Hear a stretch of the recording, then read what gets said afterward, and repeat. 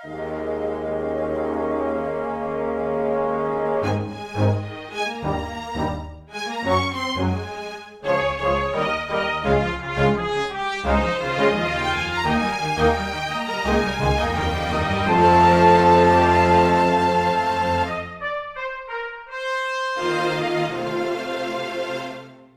everyone, and welcome to Weekly Manga Recap. It is August the 9th of 2023. I am Nick, joined by Quinn, and we are here to talk about manga. We're gonna do it with the Italian accents, you know. I cannot maintain this, though. I will tell you straight up, my accents fall apart under exposure to any form of pressure. They just kind of morph into each other. Or I get bored and just start going off into different ones all the time. You can do any voice if you want. You just have to do the finger hand thing. So I could be talking like this, and if I move my hands like this, it's Italian. In a way, I was like, yeah, Nick's still doing it. I maintained the illusion for a little bit longer because of the hands. Uh-huh. That's the mystique to it. I was just thinking about Marvel Snap again. Like certain trigger words now. I play that game too much now. It's weird going, like, I play a lot of Marvel Snap and then experience the comics or other games that have Marvel in it, and it's a very weird experience. Like, I see Nova, and I'm like, well, this guy's not sticking around too long. He's going to get blown up to get +1 to everybody. Stature, I'm like, no one knows who that is. It's right. Only occasionally. But if you see Black Bolt, you know this bitch is right around the corner. Right. It's everywhere. I have this awful, like, it's changing my perception of everybody. Well, you know, Wolverine always hang out with all the symbiotes and Galactus. Galactus and Nimrod, best of friends. Yeah, that was the nice thing. I commented on when we did the stream of like us playing together, and you pulled out your Guardians deck. It was like, oh, this is nice that they actually like designed, you know, part of this set. So it's like, no, Nebula works synergistically with the Guardians and stuff. So you could just like throw literally all the Guardian cards together into a deck. And it's like, no, this feels like a deck that is like meant to be played together and stuff. But yeah, there's all these different things that have literally nothing to do with each other. It's like, oh, you know, where all these, you know, like high evolutionary cards, like, oh, you know, Hulk, Cyclops, Misty Knight. Those characters hang around together all the time, Nick. All the time. Yeah. With the high evolutionary, he unlocks their potential. Hulk didn't have it before. You know, Hulk. Remember how he was just like a less interesting Magneto, basically. And it took that guy who was, you know, messing around with animal DNA for him to, you know, really live up to his true potential. Him and Abomination, best of friends. Yeah, it wasn't until that happened, because before that, Giganto was even stronger than Hulk if he was in the left lane only. Right. Our audience who doesn't care about Marvel Snap are very upset with us right now. Sorry. It's okay. Well, it's okay, guys. We'll go into a pro wrestling tangent after this. It'll be fine. Yeah, Nick, how do you feel about Rey Mysterio's kid? I love Dominic Mysterio. There you go. Guys, we do have manga to talk about this week.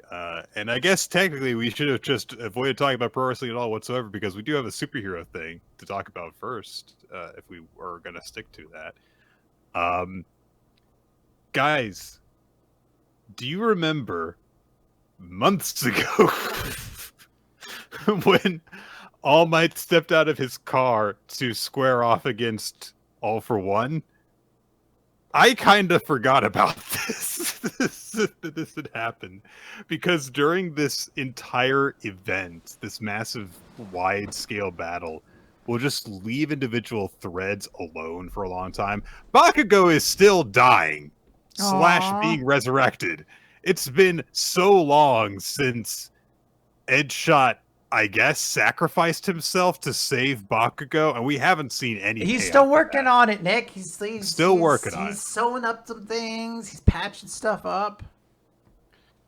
So we need to be told, first off, that this took place 20 minutes before Toga's twice army faded away. So we're going back in time. Yeah, well, to because when otherwise this chapter would open with him being like, oh, like looking at like a little watch or something like that. He's like, that was my best. That was our best weapon. What the fuck? And I guess if this is before the Toga thing, maybe this is also before Dobby. I think so. I think that those did happen pseudo simultaneously. So, All Might, while standing in the rain, as All For One bears down on him, remembers the warning that Night Eye gave to him with his foresight ability, that if he would continue down the path that he was currently on, he would encounter a villain and die an unspeakably gruesome death. But All Might's like, well, I mean, I guess we didn't think that it was going to be All For One, but here we are, and I guess this is it. But now we're going to find out if your foresight is true. And he takes out the support item, opens it up while declaring, I am here, and the suitcase unravels and unfolds Iron Man style and wraps around him as a full suit of armor that basically leaves only his mouth exposed so that he can show off that he is, grinning as per usual, but he's in his, normal scarecrowy thin form, just, covered in metal. And yeah. But he is aping one of the better Iron Man suit ups from the movies. Mm-hmm. Iron Man 2 doesn't have a lot going for it, but the suitcase transformation was pretty sweet. Yeah, that was pretty great. So this is his armored All Might form, and he has his car Hercules start recording the broadcast, start recording the battle, and he's so that Tsukauchi can keep tabs on the battle, and everyone's like, oh my god, he's got a freaking power suit. And La Brava, like, very dramatically goes, live stream! Just pressing, like, a button in order to declare it. And everyone else like, you don't need to broadcast this. Like, fuck you. She does. Everyone needs to see this. It is, like, one of those things where I'm like, I agree. But you'd have to wonder if everyone would just be like, this guy might just run up and rip this man out of a tin can. Like, I don't know. Maybe we put it on delay. How about we try that? Let's put it on a delay first, and then let's see what happens. Yeah, so that we can, censor it for graphic content. Oh, he just ran right up and ripped his head straight off. Okay, never mind. Don't air it. Cut to black. They're on an Activia commercial. Tsukauchi immediately starts doomsaying. It's like, it doesn't matter how many support items you have. No, a quirkless man can never attempt to take on All For One. You should stop streaming this, La Brava. We're just going to broadcast All Might's death for the world to see. But All For One is, just seeing all this and sees All Might standing in his way. That'd be great if La Brava's like, oh, right, I should put it on Twitter too. Yeah. Right. Sorry, X. No. No one calls it that. 20 minutes ago, before this transition from Twitter to X. I'm about to do something stupid. All For One is thinking to himself, like, you know exactly what's going to happen. I am going to kill you. So why are you fucking smiling? Fuck you. Immediately gets drawn in by it. So All Might calls out to Hercules for more support. It kind of sends out a bunch of shields to wrap around him like a shell. And then it launches him through the wave of attacks that All For One has launched. And everyone's like, holy shit, how did he take that? And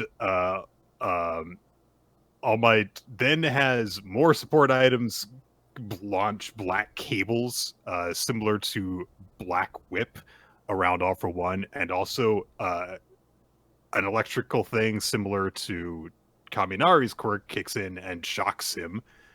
And then he keeps on using a bunch of abilities that are all like support items similar to like students in class 1A's abilities, including fucking Sato, I guess. I don't really get the connection here. He hits him really hard, but he does that. He gets like a jet boot around his leg and launches a big kick with it. And he declares like, look, ever since you had that fight against my master, you would kick off your fights with these haphazard range attacks. You love wearing people down before stealing their quirks, but that approach is meant for fighting those who have quirks. The suit and the car are here to keep me in this fight, if only for a bit. I came up with the specs and put in the design request. Back then, when you brought us to our knees, I had no choice but to take refuge over in the States. I made a friend there, and these are the fruits of that bond. That's right, we're calling out to the first My Hero Academia movie. Militia Shield is watching the fight. I was like, I thought Stars and Stripes died. Like, I was legit, like, I guess she's okay now. And yeah, so Toshinori says, all that I've been blessed with will bear its weight against you. We've known each other longer. You should realize something, my dear friend. Not once in my entire life have I gone to battle expecting to lose. He just kicks him in the face. It's pretty radical. I do think this is an extremely cool move. I think when we first like saw that this was going to happen, like the Dark Knight Returns, sort of allegories were evident. Like, okay, he's going to put on his big suit and there's going to be a big fight. But he does some extremely cool things. I like that his shield is him using like Red Riot. Red Riot, yeah. I do like how he's aping a bunch of like his students' styles to be like, oh, I'm using Black Whip and I'm using Cellophane, and yeah, the Sugar Man one, I was like, yeah, dude, sure, you put on a big boot, I get it. That's basically what he does. He eats sugar. Like, it'd be great if a lollipop came into his mouth at the same time. It's like, look, to really complete this, it's just cool. Like, it seems like it has nowhere to go but down from here. But yeah, I think it's pretty cool what All Might's doing, and this should be fun. Yeah, this was fucking badass, and I did not expect that All Might calling out All for One would result in him just being like, I'm Iron Man now! Boom! Just kick him in the face. It was great. I always love seeing All for One get his shit kicked in, and this was almost literally that. So, Yes. Great chapter. All right, Nick, let's move over real quick then to Undead Unluck number 170. I Want to Move.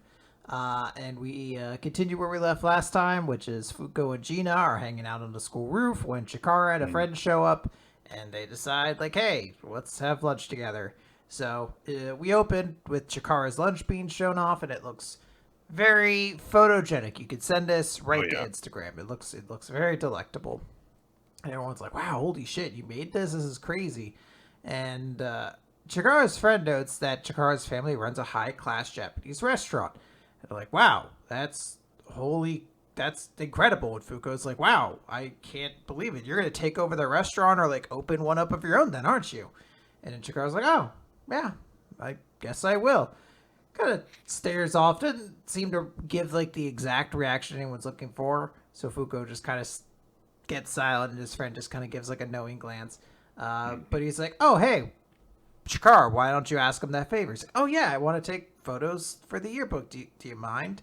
And they're like, oh, Fuku was really nervous. She's like, I've never taken photos before. And they're like, it's fine. You're a popular paratransfer students having their first lunch. Let's just see you have fun. And we get like a very cute scene of Fuku being fed by Gina, and she's so nervous. Yeah! She's about to. I have to strike the perfect pose while I'm being hand-fed. Ah!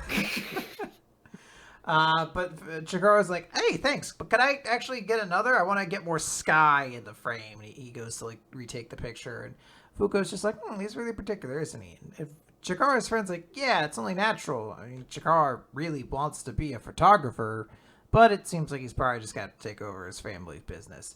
He said he'd have to give it all up once he graduates high school.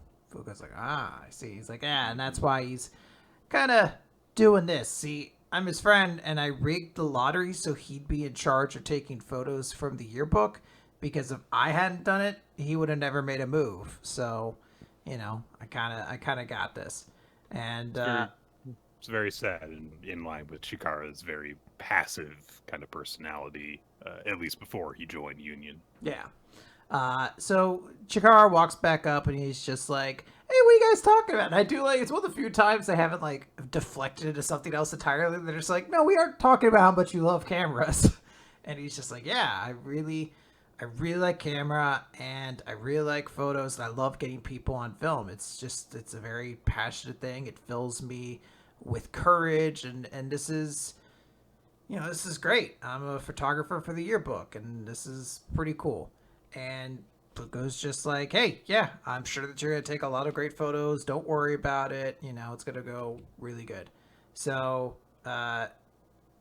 Fuko's just thinking like, oh, okay, yeah, we're going to be there for the sports festival when he's doing all these things. It's going to be great. And then Fuko and Gina both stop and are like, fuck, the next set of quests are in May. So we cut over to the end of May. It's the sports festival. One team is down. I forget which team. Class 3 basically is really doing really good, and Class 2 is a little bit behind. And they're like, oh, the relay race is gonna like begin soon. What's gonna happen? Fuko and Chikara aren't there, or not? Fuko and Gina aren't there. And then at the last minute, they show up. They're like sweaty. They're covered in like dirt and stuff like that. But they're just like, hey, don't worry, we made it. We said we were going to. And we get like a fun little anchor race between Fuko and Shen, where at some point she touches him with Unluck. Yeah, I was confused by this too, and they're moving so quickly. There's already so much like impact noises around them and stuff that there's not an obvious point where they touch. Yeah, I'm not exactly. And also, she's in her like full school gear. Like I'm covering everything up so that I don't touch anyone by accident mode. But yeah, apparently she touches him at some point. Yeah, I don't. There's a panel somewhere where she must accidentally touch him or something like that. But she touches him.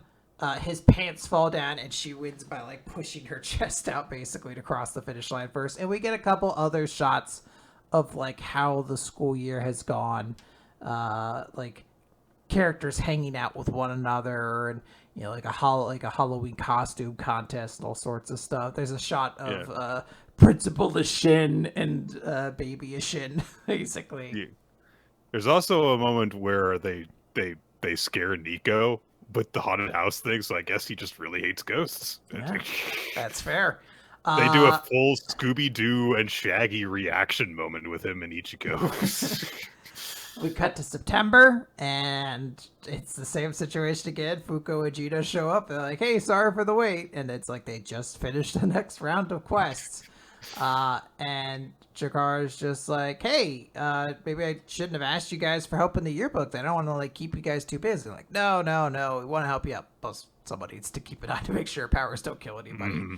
And he's just like, hey, check out all these great photos. Everyone's been having such great faces thanks to you guys. So, it's really, really awesome. Like, I appreciate it so much. And Fuko's just like, no, all these are smiles that you've brought out.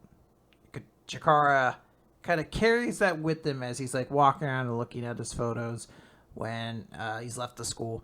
And his mom shows up and is just like, hey, what are you thinking about?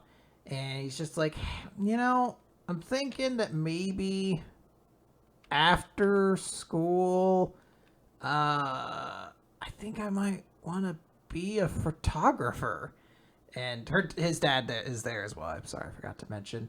And they're just like, oh, well, this is rare. You never usually tell us or voice what you really want to do on your own. And he's like, yeah, I know. I'm supposed to take over the business, and neither you were going to force me to doing it, but like the photos confirm my feelings. People are smiling because of them, and these are things that I love. So I want to move forward and pursue my dream.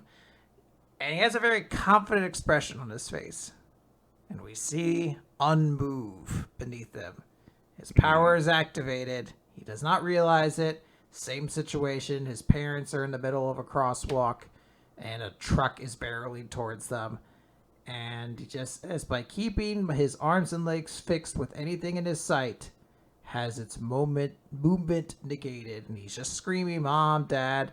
But then we get like a half-page spread. I don't know what you'd exactly call it. Like a full-page spread switch between two of basically the entirety of like the cast of characters who have shown up for this thing, interfering to make sure that Chikara's family stays safe. Fuko and Gina kind of like help get in there and stop the truck. Sean keeps them invisible so that they don't get caught by Unmove.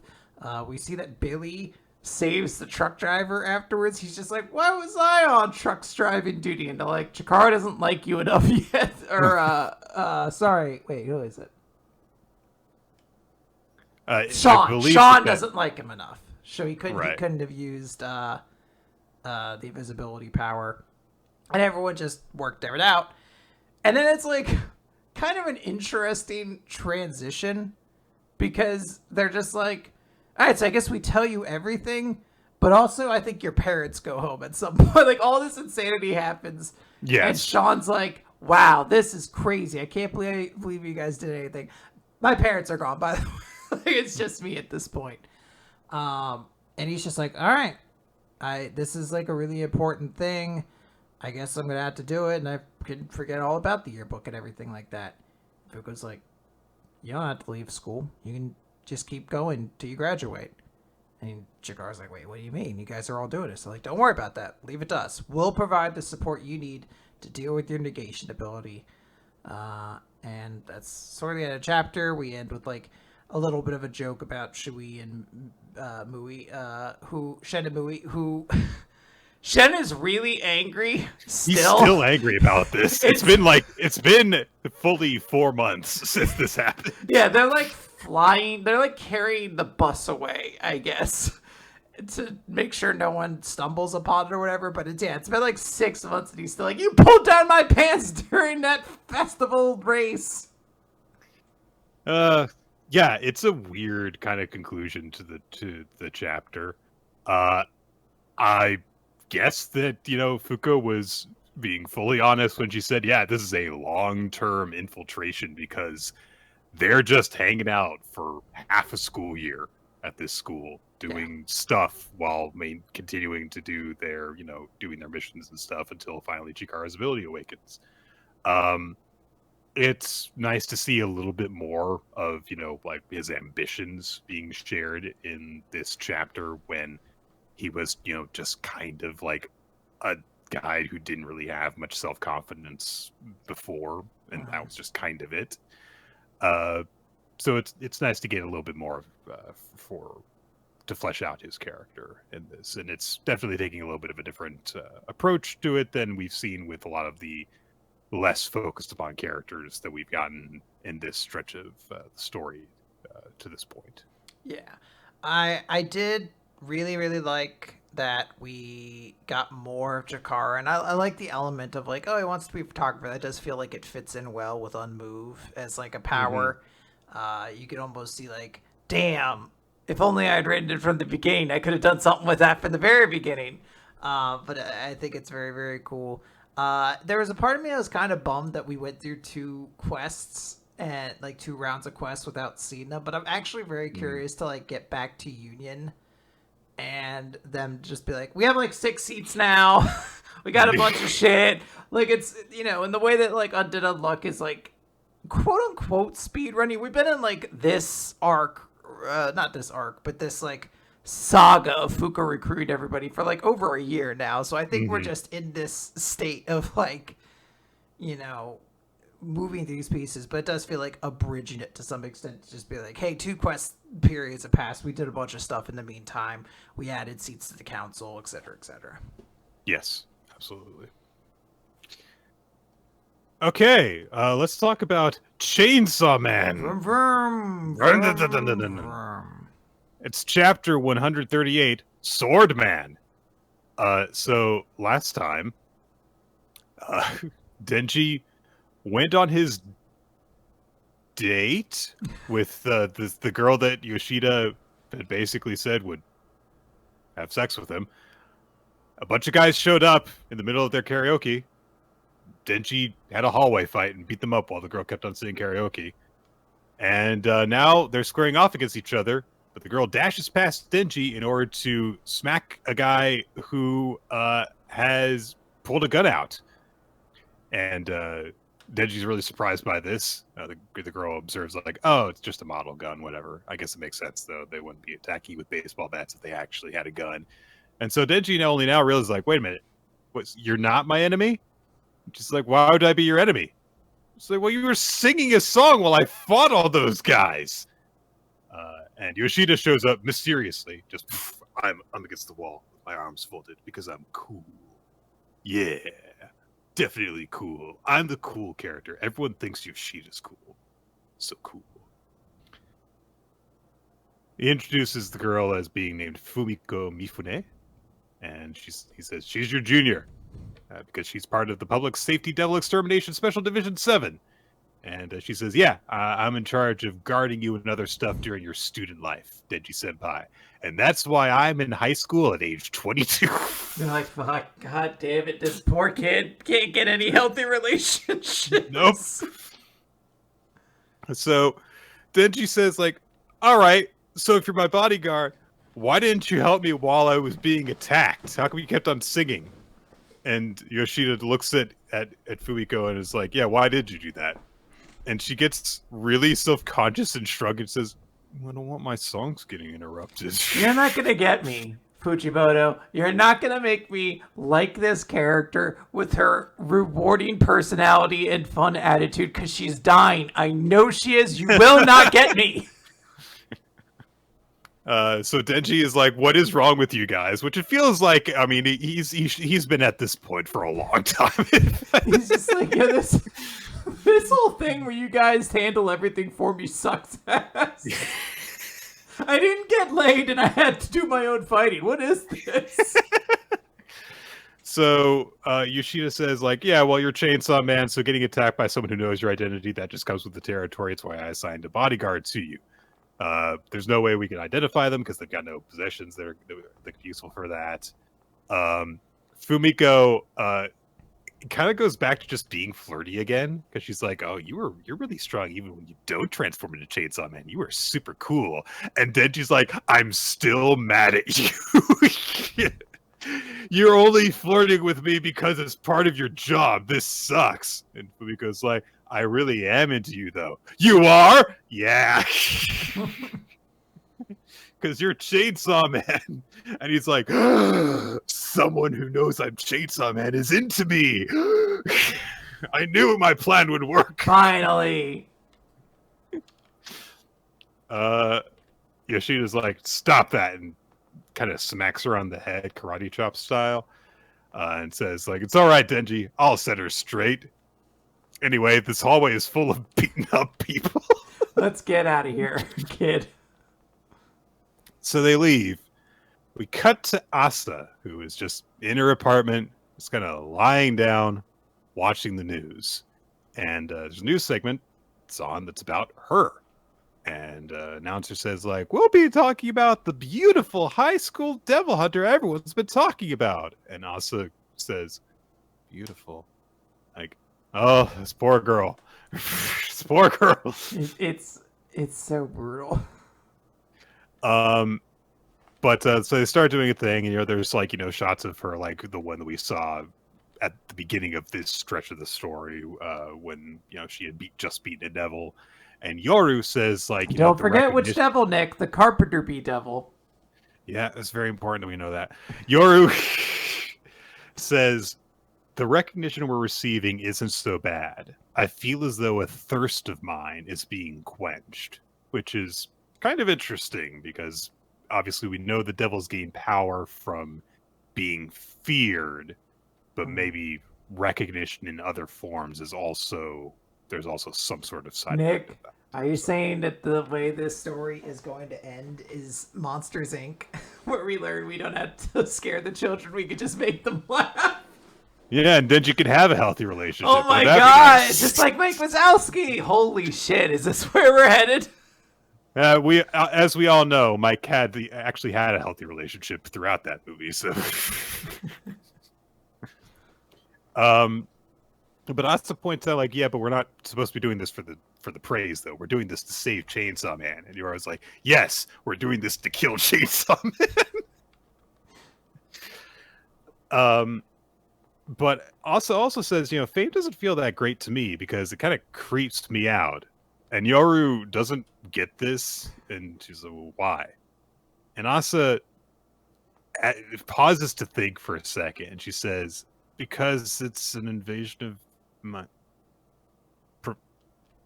privacy or something. And you can kind of tell that she's like, because her eyes are like kind of drifting off to the side, and it's like she doesn't quite understand or believe what she's saying. And then we get her, a shot of her just like watching the news and seeing people, pointing at her picture, being like, "Oh, this girl, yeah." And she smiles. It's not a very good looking smile. It's becoming intoxicating, Nick. She can't stop it. She loves the attention. It's doesn't seem like a healthy smile, is all I'm saying. Anyway, there's a big old poster being posted everywhere. Denji is seeing it now. It's a Chainsaw Man church membership poster, and of course, Asa's right there, actually front and center, even in front of an image of Chainsaw Man. And Denji's just like, just that same look of fuck. This sucks. And a person next to Denji says, yeah, it ticks you off, doesn't it, that they're putting Chainsaw Man side by side with some fresh-faced nobody. Asami Itaka, Chainsaw Man church poster girl / high school student. They say scars appear on her face when she fights devils. A pretty memorable character, isn't she? And Denji literally doesn't look at the guy, and he just says, why do strangers keep talking to me?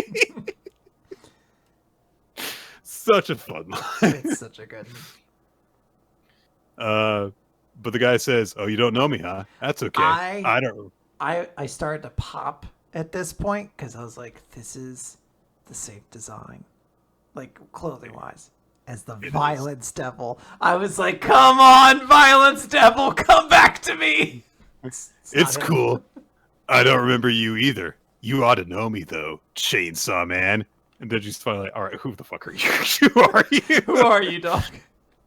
And the guy pulls back his hood and says, if they call you Chainsaw Man, that'd make me Sword Man. He's just a guy. He just looks like he's just a regular looking guy. Well, it's presumably this is Katana guy, right? Is that a different person? No. Oh, okay. So I had to look this up. Makima, when she unleashed all of her weapons devil people against Chainsaw Man at the end of part 1, she had 2 sword men. There was the Katana Man and a sword man. So presumably this is the other sword guy that was with her group. Okay. Okay, yeah, I do see it. There's a guy with swords that's wearing like the same outfit. All right, I mean, this is anyway. Denji sums it up by saying, "Seriously, who is this loser?" Which I think is the most appropriate answer to who is this guy. Yeah. So this is a very interesting thing. I do like it because people, I guess I saw like people on the wiki immediately took this to be like every hybrid is alive again, and they immediately started confirming characters. They're like Rezi's alive, Quan Chi, or not Quan Chi, whatever. They're all alive. That was your name, yeah. They're like, hey, all these characters alive. It's like you might be jumping the gun a little bit. Might be, yeah. Maybe this guy just survived the battle. That's all. Yeah, who knows? But yeah, that's a funny chapter. This is classic Chainsaw Man, where I am excited to read the next chapter because this is an interesting conclusion. It's very funny, though. I do like it. Just being like, huh? No, seriously, who the fuck is this guy? Well, if you're a chainsaw man, then I'm Sword Man. Like, just his face. I really do love that line of just like, why do strangers keep talking to me recently? Like, he is just like, Jinji is just moving from one awkward conversation where someone comes up to him to another.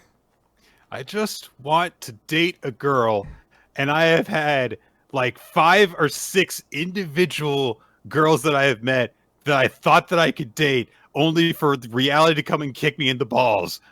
Stop it!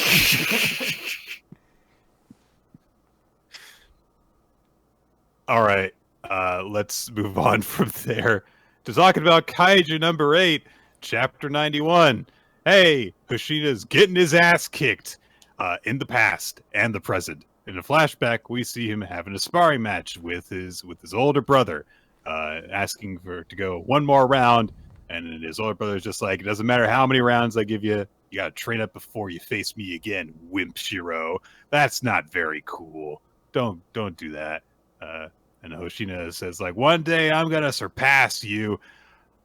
Meanwhile, his battle against Kaiju number 11, is that it? It's not going very 15, well. 15, right?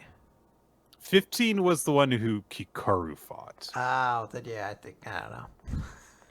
They're all the same to me then. He gets his ass knocked back because this kaiju instantly mimicked his quick draw ability, and which is very bad.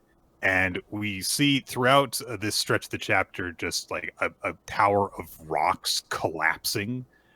This is, like everything that Hoshida has built up to this point, through all of his years and years of training and dedication to the blade.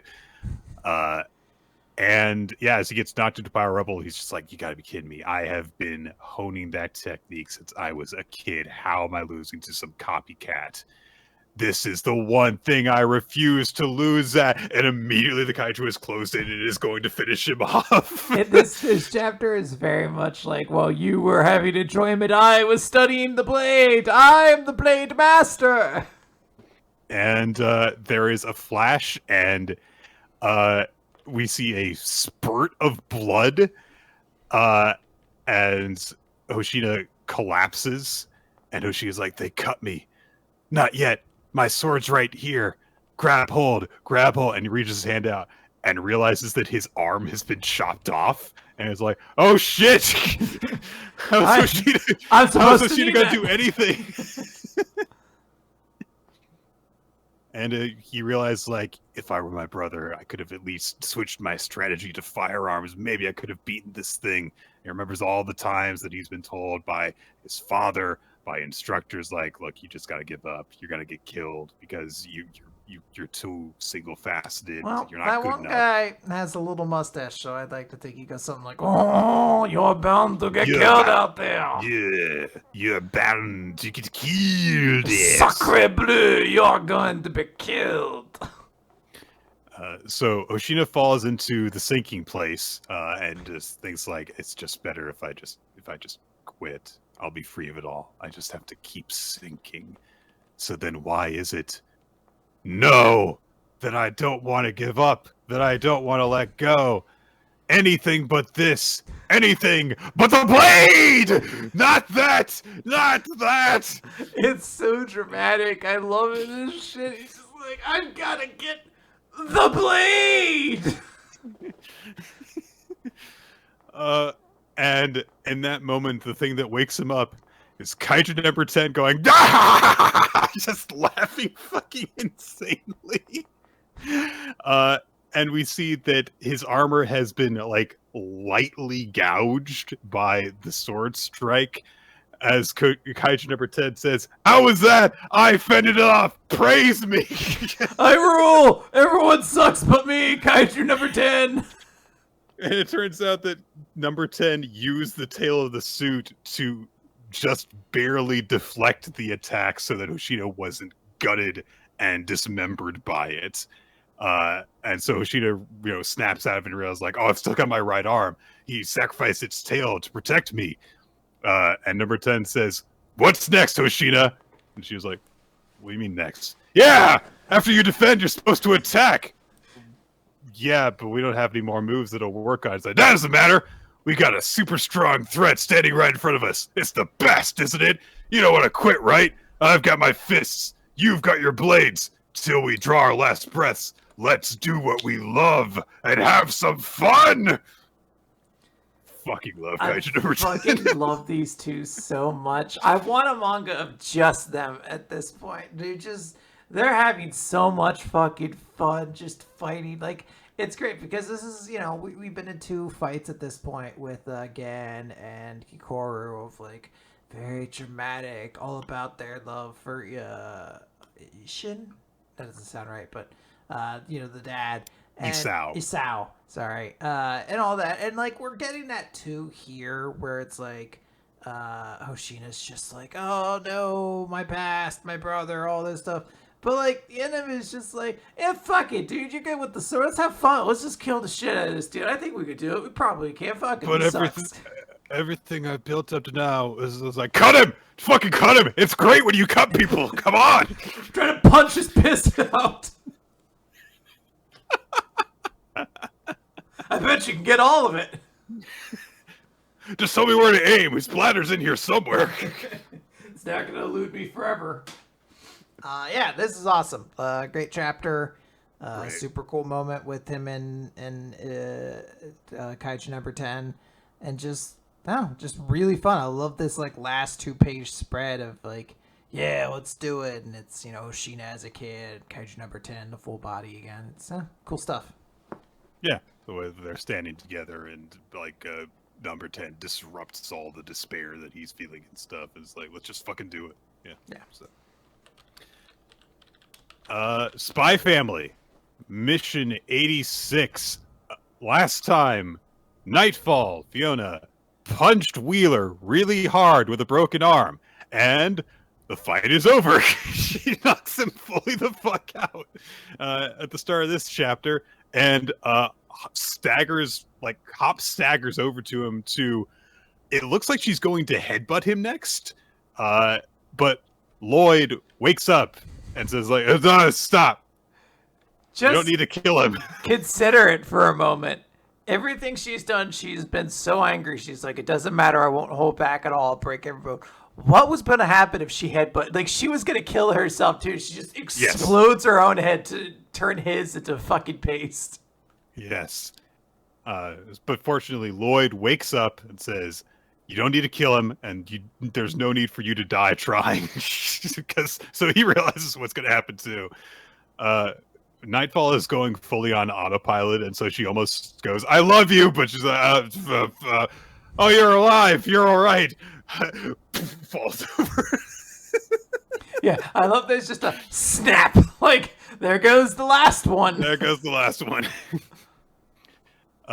Lloyd says, like, it's dangerous to keep Wheeler alive, but he must have a tremendous amount of intel. So we've got to get him in prison, and he'll make a really good bargaining chip after that. So let's get HQ and to make that call. Then Fiona says, like, it's hard to believe that someone of his level could take you down, Twilight. Wait a minute. When exactly did Twilight come to? Don't tell me he overheard all of that stuff. No. He had to have been unconscious the whole time. He couldn't have heard that. I have to make sure there's not any possibility. I'll have to kill him myself. Wait, no. Oh, you're having a rough day, girl. It's pretty bad, but it's getting better. Chill out. Calm down. Fortunately, Lloyd has no context for why she's, looking very angrily at him. So she says, like, maybe what you said that day was right. Maybe I am starting to lose my edge. So, yeah. He also explains that he got the bullet wound from running into Yuri.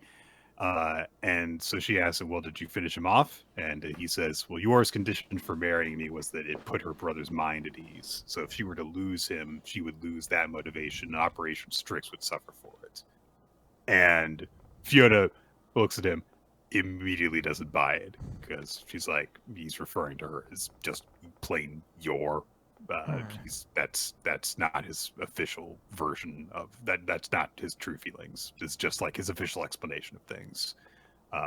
But I can't really object in this position because of the way that he's phrased it. Then the guy that Wheeler went to meet up with shows up, but he's actually the other agent in disguise, the mustached agent. So it's okay. So now that they've gotten backup, he picks up Wheeler, and Lloyd picks up Fiona, who again has like all broken limbs at this point. And she starts freaking out and is just, mentally screaming over it, like, "Oh my God, Twilight's carrying me!" Ah! So she's doing it well. She's fine. She's handling it great. This is one of the few times, like, normally I hate her shit, but I do just love her screaming. She's like, "Oh my God, you had to put me down. I can't stop this. If you don't put me down, I will literally die." Put me down ASAP. My heart will explode and I will die for real. They get out of the sewer. They get into a vehicle and they manage to get to safety. And they start to, kind of like wrap up events. Lloyd reports that, by catching Wheeler, we've succeeded in protecting the West's intelligence assets in the East. Huzzah! Fiona has lots of bandages on. And so they're like, all right, yeah, look, but it sounds like our mole in the SSS's comms team got taken down. Even after catching Wheeler, we still can't get a clean win. It was hardly worth the effort. But they are like, all right, it's kind of like start to go home and stuff. As they're driving, the third agent asks Lloyd, like, "How are you? Are you and the wife like fighting right now?" And Lloyd says, "Well, I don't know if I would call it a fight exactly." And yeah, remember a couple months ago when this arc technically got started off because Yor was drunk and lashed out at Lloyd over some stupid stuff because she thought they were supposed to be fighting like a normal quote unquote married couple. So yeah, Lloyd's still struggling on how to deal with that. And Fiona says, like, "It sounds like Operation Strix is still in danger. I'll accompany you home to investigate the source of friction." No! Go to a hospital! Every bone in your body is broken. Go to bed. Lloyd gets back home, and he's like, "God, it's been a long day." So, but he, reflects on, like, if I hadn't managed to stop Wheeler, I wouldn't even be returning here at all. Just going about this mission on a daily basis is like walking a tightrope. And now I'd figure out how to deal with, the incomprehensible grievances that Yor had for me. I don't know, man. She actually kind of had some points when she was lashing out randomly before. But Yor has, like, fully calmed down and has decided that all the stuff that she was screaming about was kind of silly and they didn't need to be fighting. So she's just like, normal and welcoming again when he gets in. And all the adrenaline fades from Lloyd in that moment, and he collapses. And he's like, "You really are losing your edge, Twilight. You got to stay alert." So he starts to say, like, "Oh, I want to talk about this morning. I wanted to hear you out. I'm sorry that I couldn't before." And Yor's like, "Oh, no, see, I was just talking with the girls from work." And she just explains the situation, basically. And it's like, I just kind of like made some stuff up to appear more normal because, we're not like an actual married couple. This is just, like an arrangement and stuff. So I didn't want people to be suspicious. And Lloyd fully collapses, like, what the hell? What is going on? This is so weird. I don't have energy to think. I'm too tired for this. I do love he's like, "I don't understand what the fuck she's talking about." Like, I feel like we all have that point where, like, something gets said to us, like, I still haven't. Like, I can't. I don't know what you're talking about. Good night. So he's fully collapsed on the ground and is like, "Look, I'm sorry, but can you just like handle like the housework for today and tomorrow? I'm so fucking tired right now." And Chris says, "Yeah, I'd be happy to." And then she kind of giggles a bit because he's like, "I think that what I really wanted wasn't to have gripes with you. It was actually just to be able to take care of you and have you rely on me a little bit.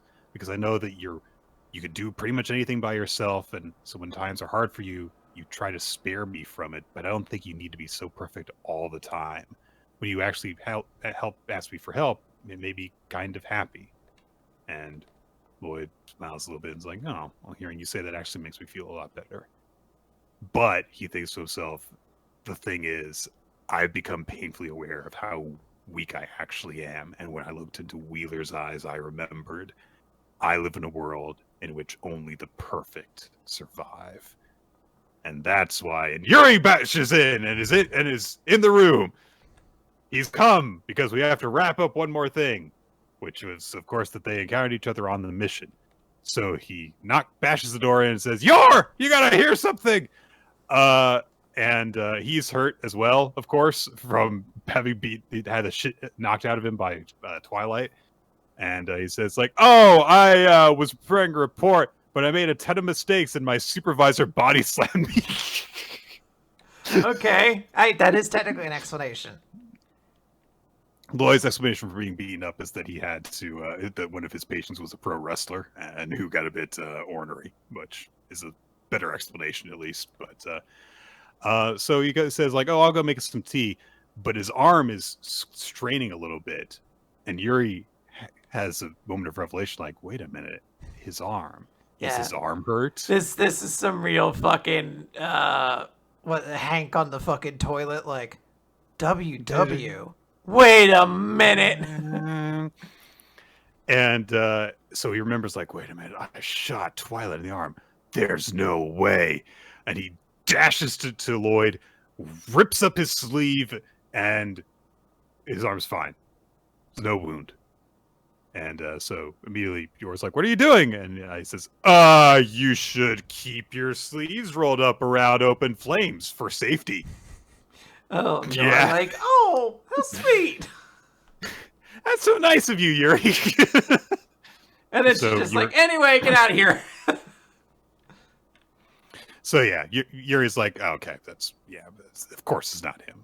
Twilight also turned into Wheeler and all that stuff. There's no way that he's not that close to the situation. He's just that good. That's all. Yor shows him out the door, and she says, like, oh, why don't you go get cleaned up? And Lloyd goes in the shower, and he reveals that he hid his wound with the same, like, artificial flesh that he uses to disguise his face. Of course, his arm is still injured. And he's like, I'm glad that I, thought to disguise the wound just to be safe. But he really figured out I was hurt just from watching my arm for a few seconds. No, this is exactly what I was just thinking about. The moment a spy allows a seed of doubt to take root, he's as good as dead. Pull yourself together. And he's really hard on himself. And then he smells something burning. And he's like, what's happened? Is something wrong? Be on guard, Twilight. Yor tried doing the ironing, and somehow Lloyd's shirt caught on fire, which is very impressive. This was a nice wrap-up chapter to everything, I think. I was not the biggest fan of this arc of things because it was just very, like, serious spy action business. But I liked the conclusion to the climax of it, rather, with Nightfall just being like, fuck this guy, I'm going to break my limbs to beat him up. And she did. And this was a nice, satisfactory kind of sign of things moving forward in terms of, like, how Lloyd's mental state is coming out of all of this. Yeah, I liked it a lot. I think this is, it's funny. It had some dramatic points. Like, I legit was also kind of right there when Yuri is like, I think I fucking got you. This is your goddamn arm. I saw that before. Like, I was like, ooh. And I was like, oh, never mind. Twilight got us both. Yeah, it's a good twist.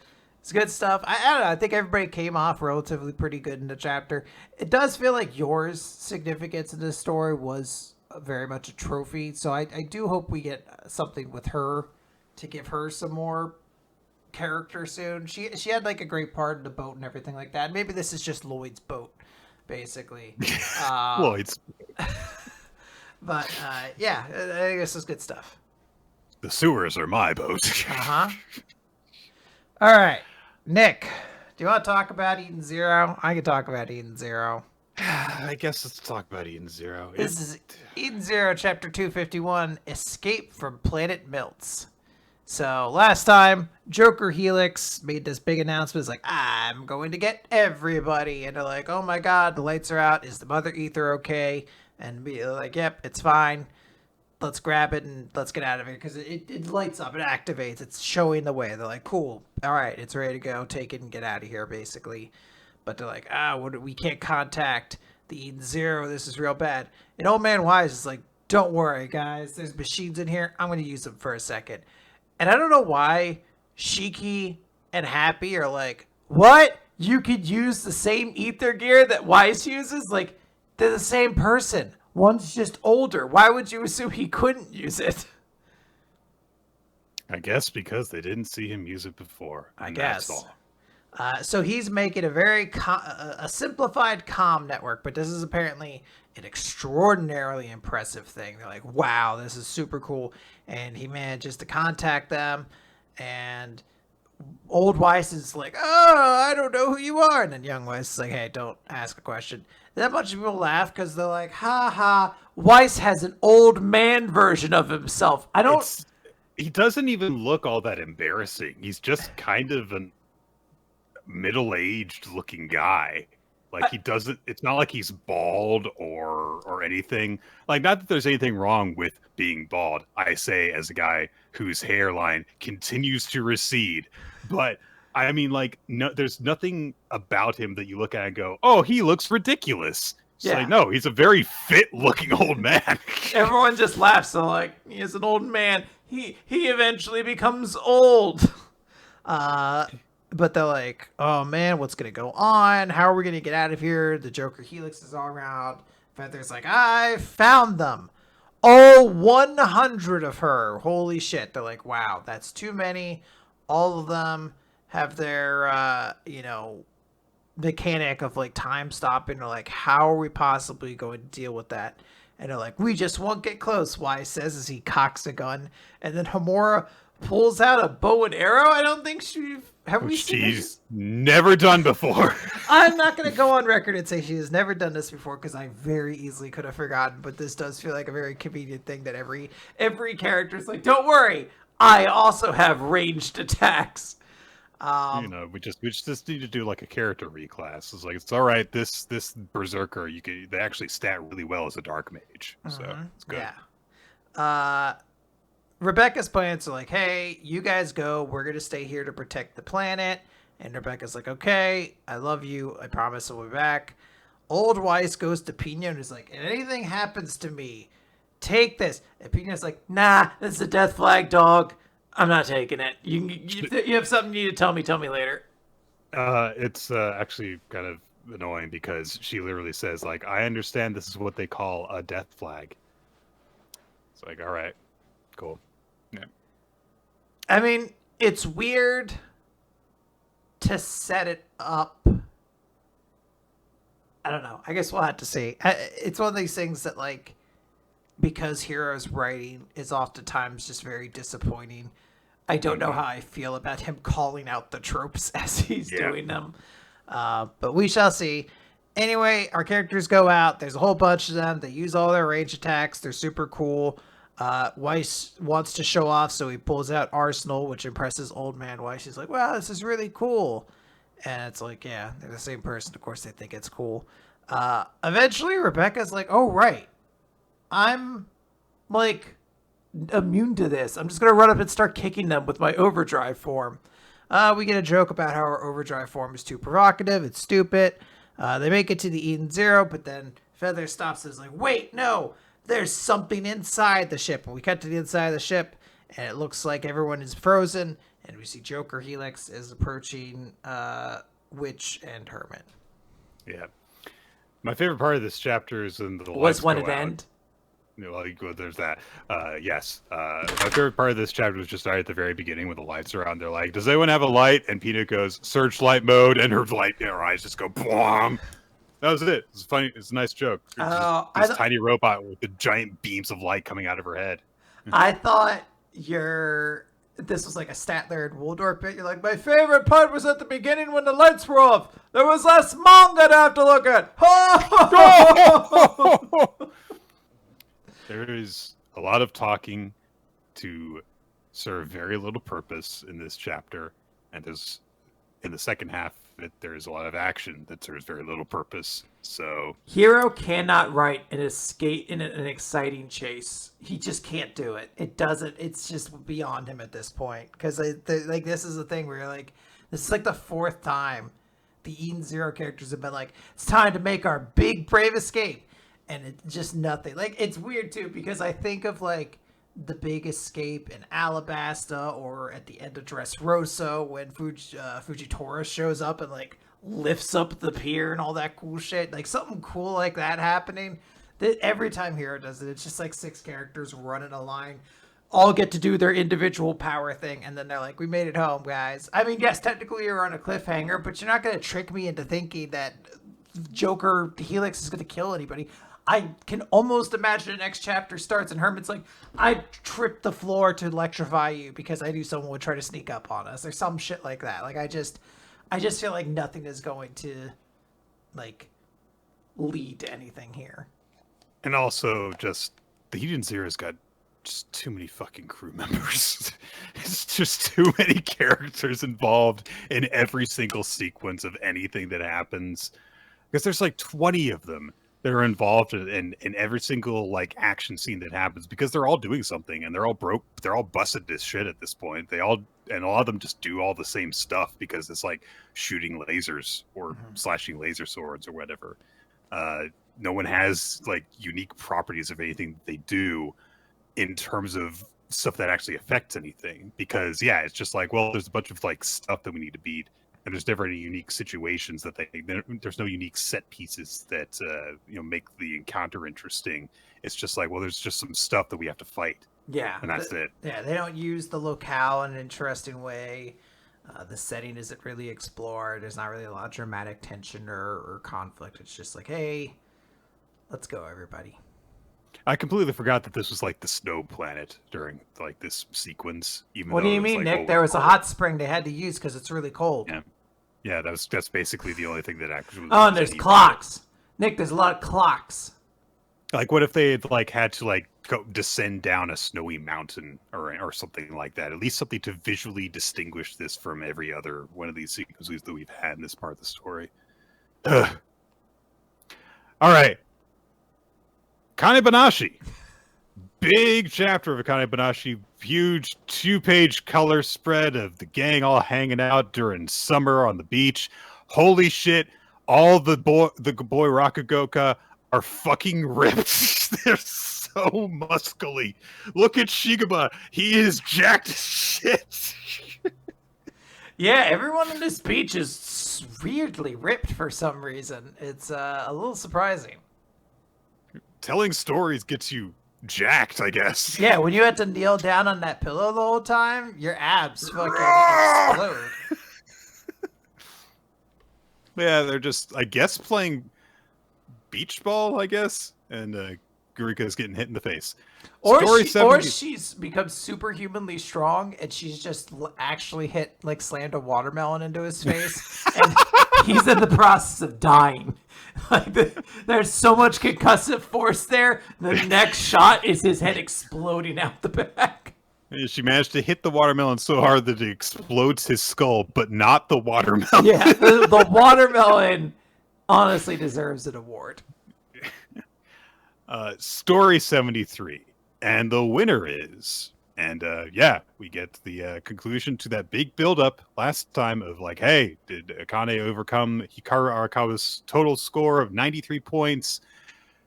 And she got 92. And we get the breakdown where she got 19 from 2 of the judges, 18 from the third, 20 from the live audience, 16 from the streaming audience. So... we see everyone like reacting to this, including Hikaru's manager, who is really, really pumped up because he realized like, holy shit, she won. And Hikaru was announced as the winner. Mm-hmm. And immediately, of course, we start getting some like analysis. The third judge, who we have seen just kind of like interacting with Gakumon, the critic, the critic, he starts to analyze like. The difference maker was the streaming audience because Hikaru got a perfect 20 and Akane had only 16. Everything else, like, they were basically like dead even on, or kind of had like a very slight edge on. But just that gulf between them led to Hikaru winning by a single point.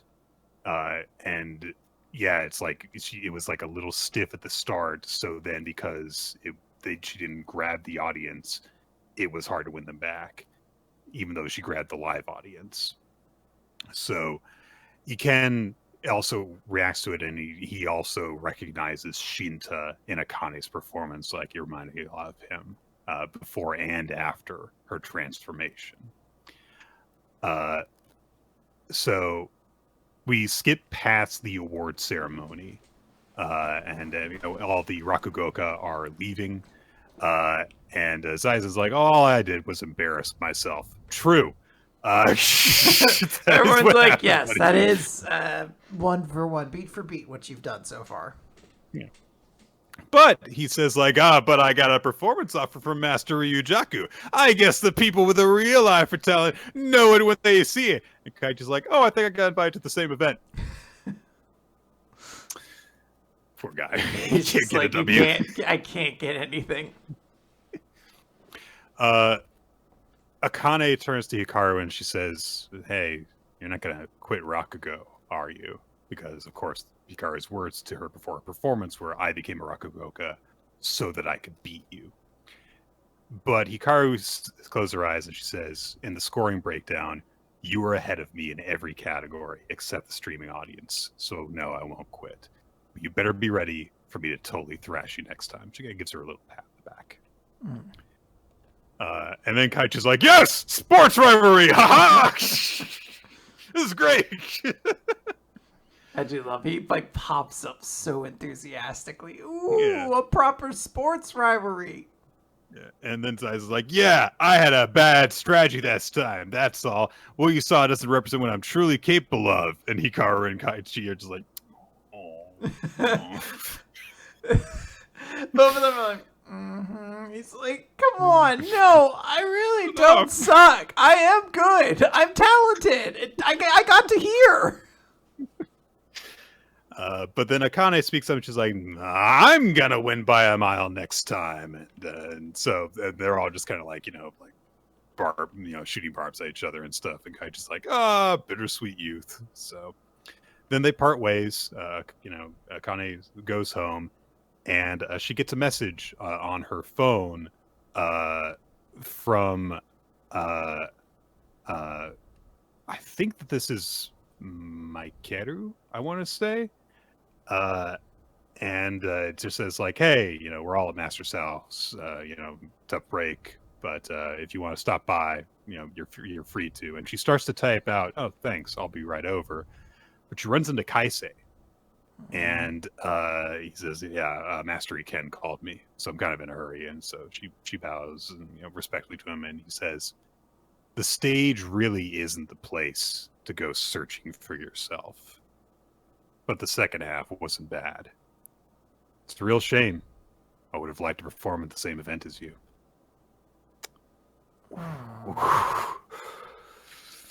Ooh. And then we see Gurika. The message that Akane actually sends to him is, I'll pass. So that one interaction, suddenly not in the mood to hang out and be with people, all because of that. So Akane, she goes for a walk, walks through the station, and she looks up at some places that she passed by before, and she starts to remember walking with her dad, practicing Jugemu, and she starts crying. Just a big full-page spread of just tears streaming down her face, and she just thinks to herself as she wipes them away, I wanted to win with Dad's story. I wanted to win so badly. And as she keeps on walking and wiping away the tears, she starts kind of just practicing Jugemu by herself again. And that's the chapter. That sucks. It's a good chapter, though. Really needed this chapter, I feel like, for Akane's development in the sports manga sense. Like there's gotta be a moment where the protagonist loses in a sports manga, and this was a good she loses in the end thing, because she, it sucks for a couple of reasons. She misses out on her chance to perform the show with Kaisei. She The big thing, of course, is like she wanted to win her way by doing it with her dad's story, and she failed. And so even though we saw has gotten a lot of growth and very valuable experience from this, she didn't win in the way that she wanted to, and that sucks. So I really, really like this. Yeah, got some good emotions. Satisfying. I hope she goes home and hugs her dad. Yeah, me too. Can they interact in real life now, please? In real life, Nick. They're actually in your house. Excuse me a second. Akane? Hello? Yeah. Shall we move on? Yeah, let's talk about Blue Box. This one won't break our hearts. Oh my god, this is more emotionally devastating. Chapter 112. Got it all sorted out. Yeah. It's all under control, everybody. I'm 15 and I've got everything figured out. I'm 15. I figured out my emotions. Yeah, the guy dumped me, but it's okay. I've got this, and I am not going to be upended by anything else I discover about him and his relationships. This is a Hina chapter. And so we see, Hina, kind of going about her day at the beginning, saying hi to people, going into the gym, sees Kyo talking with Taiki. And she thinks to herself, for a while there, I literally couldn't look at Taiki. But now I'm fine with it. And, she goes up to him, and while he's, carrying some stuff to the equipment room, is like, hey, carry this for me too. Teasing him and stuff. And she thinks, and on top of that, we can talk like we used to again. This is great. And she says, so how's it feel being 16 years old?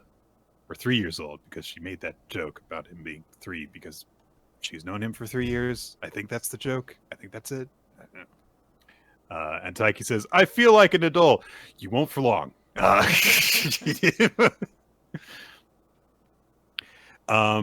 And it's like, yeah, we're friends again. This is great. But she says, hey, you got to step your game, Taiki, because if you don't tell Chinatsu Senpai how you feel soon, she might get swept up by some first-year guy. And he stops walking. And Kina, takes a moment to turn around as he just kind of gets this look. It's so devastating. It just stops, turns, actually... and tells her yeah, we don't see any of the conversation at all, but it's clearly we're going out now. I confessed we're going out. So we catch up with Hina afterwards. She's just by herself sitting on the steps, and she thinks so we told her. Oh, that happened really quickly. When I got dumped, it felt like my heart had been bashed with a hammer and smashed into pieces. Now it hurts like nails are clawing into it. This it's brutal. This hits home. Ninja reminded me, said very recently, I want some more Hina in the series. I didn't want it like this. I didn't want her pain to be so much worse. This really, really hits home. I've felt this on an unreciprocated crush before. There's stages of it that you go through, and so it's there's the initial it's not gonna happen moment, and then there's the the greater realization at progressive points no, it is literally no that person does not have feelings back for you. Sorry. And yeah, it does feel like there's just a different pain that still sucks really badly. And she's just grimacing through it. And she's like, I'm not going to cry. I've moved on. I will get through this heartache. I am a third place winner at nationals. I'm the great Hina Chono. Her heart still feels like nails are digging into it. I've got to get over this already. Poor girl. Oh, go home. You take the long ass bubble bath, like obscenely long, really long. Mm-hmm. You gotta start that healing process. It sucks every step. This is where you're like, I want to go into this manga so I can hug Hina and be like, it's okay. Taiki sucks. Fuck that guy. He's done nothing wrong, but fuck that guy. The door that Hina is leaning against, Kyo opens from the inside, so she like falls backwards a bit. It's like, you scared me. So she obviously is still like really upset about what has just happened. But the two of them get distracted because Ayame is off, because they're behind one of the school buildings, getting confessed to by a guy, and the guy's like, "Will you go out with me? I think you're really cute." And Ayame kind of looks off to the side for a second and says, "Sorry, I need some time to think about it." So he says, "Okay," and then heads off. She immediately like looks over, sees the two of them are like kind of like watching this happen. She's like, "Oh, were you eavesdropping?" Just immediately turns the tables on them, like, "Oh, were you eavesdropping on me? Come on, guys, fuck you."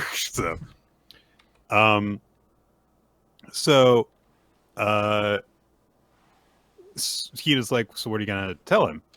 And Ayame says, "Well, I haven't had a boyfriend for a while. I guess I could go out with him. And, it is fun going on dates, so I could consider it." And so Hina thinks for a second, and she's like, "Oh, everyone's so grown up. Ayame, can you introduce me to a boy? I want to know what it's like to go on dates. I need to meet new people."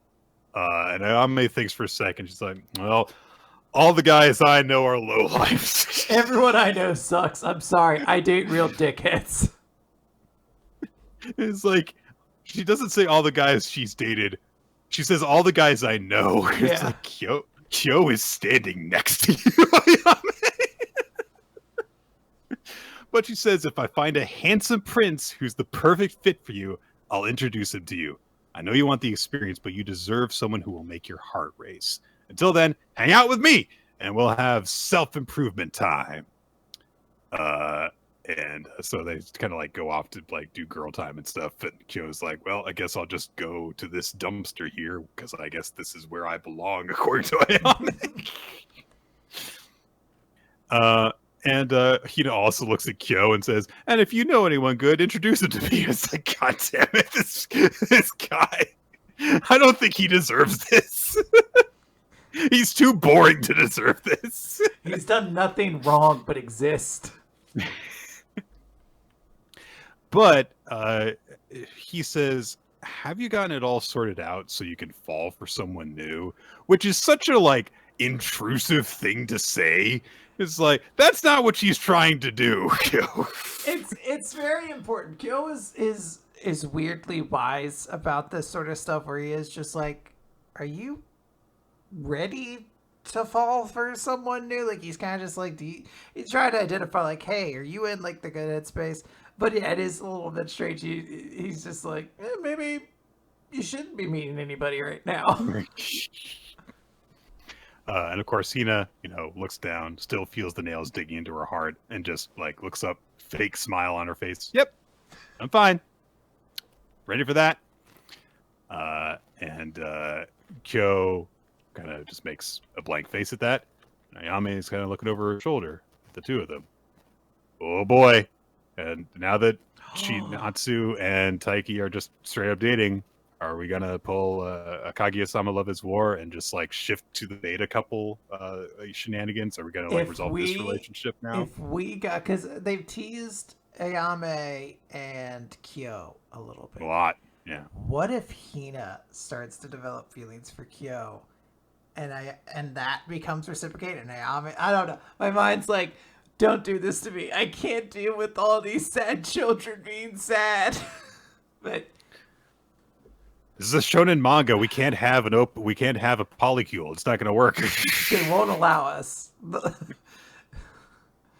Mr. Jump says the only booty allowed is all for him. He says it with a different inflection. That be the Captain Jump way. The only poly I'll stand be the bird on my shoulder. And no queers either. Like, all right now, Mr. Shaw. Oh, I was on board with your playful conservatism, but you got a step too far. Do you like have a fun like expression for that? Yar, it be I hate the gays. Get them seamen off me boat. Then lesbians, I guess. So those, I guess. Like, all right. I don't like Captain Jump anymore. He sucks. All right. Let's talk about Cipher Academy. It's chapter 35. When leaders tolerate humiliation, then even wars become virtuous. What does this mean, Nick? Can you break this one down? Usually I kind of get it. They also usually put code in there somewhere. Yeah. But like this one, I'm just like, what? I guess wars are good if you accept being humiliated. I don't know what this means. Yes, I don't know. It doesn't. I don't know. Anyway, it's we catch up a bit more with Class A. And we are told that it's been 30 minutes since the beginning of the capture game. The Frog team is holed up in the hideout to guard the people that they have captured. And we get kind of this like justification for it in terms of strategy, in that like, look, we're already down a man, and we've got 3 people that we've captured, and we really don't want to like lose that advantage. Anyway, coming out of Class B are Quokka the bear, and riding on her back Tonbo, the leading private, and they just start charging towards Class A's base. And they make a joke of some kind that I don't get. A bear and Kintaro. I don't know this reference. Anyway, so the bear is charging towards them, coming for the water, and Uesamura says, like, don't break formation, even though it's a bear. The slug team can't touch the frog team. And then instead of charging across the water, the bear just, just like dog paddles across it. And they're like, oh, it's so cute. And it's, because of that, Riku Kato, the leading private, just lands on the base and challenges Iroha to a co-battle. It's like, just give me back my allies. So we get a reestablishment that like this is the only way that the capturee team can challenge the capturer is to do a jailbreak. And so this is a code battle that they start through a declaration as opposed to snatch and tails and stuff. If the prey loses, they become a prisoner as well. So Iroha has to be the one to give the code. And so he says, what's the code for my ball and chain shackle? It's a good move. And immediately Riku Kato says it's 3493. And so it comes off immediately. And so Riku Kato says to the 3 people who have been captured, run, come on. Because we only get so much of a head start before they're allowed to come and capture us again. So she starts to leave, and she also says, I'm the only one allowed to ride on Quokka's back. Fair enough. But Iroha wants to ask, like, hey, how did you know what the code was? And she says, you think we can't see people if their faces aren't visible? Although it may be an inhuman dialogue, a human is the one who set the code. Sansukumi is the kind of wordplay that instructor Ikusu likes. Okay, so it's bullshit then.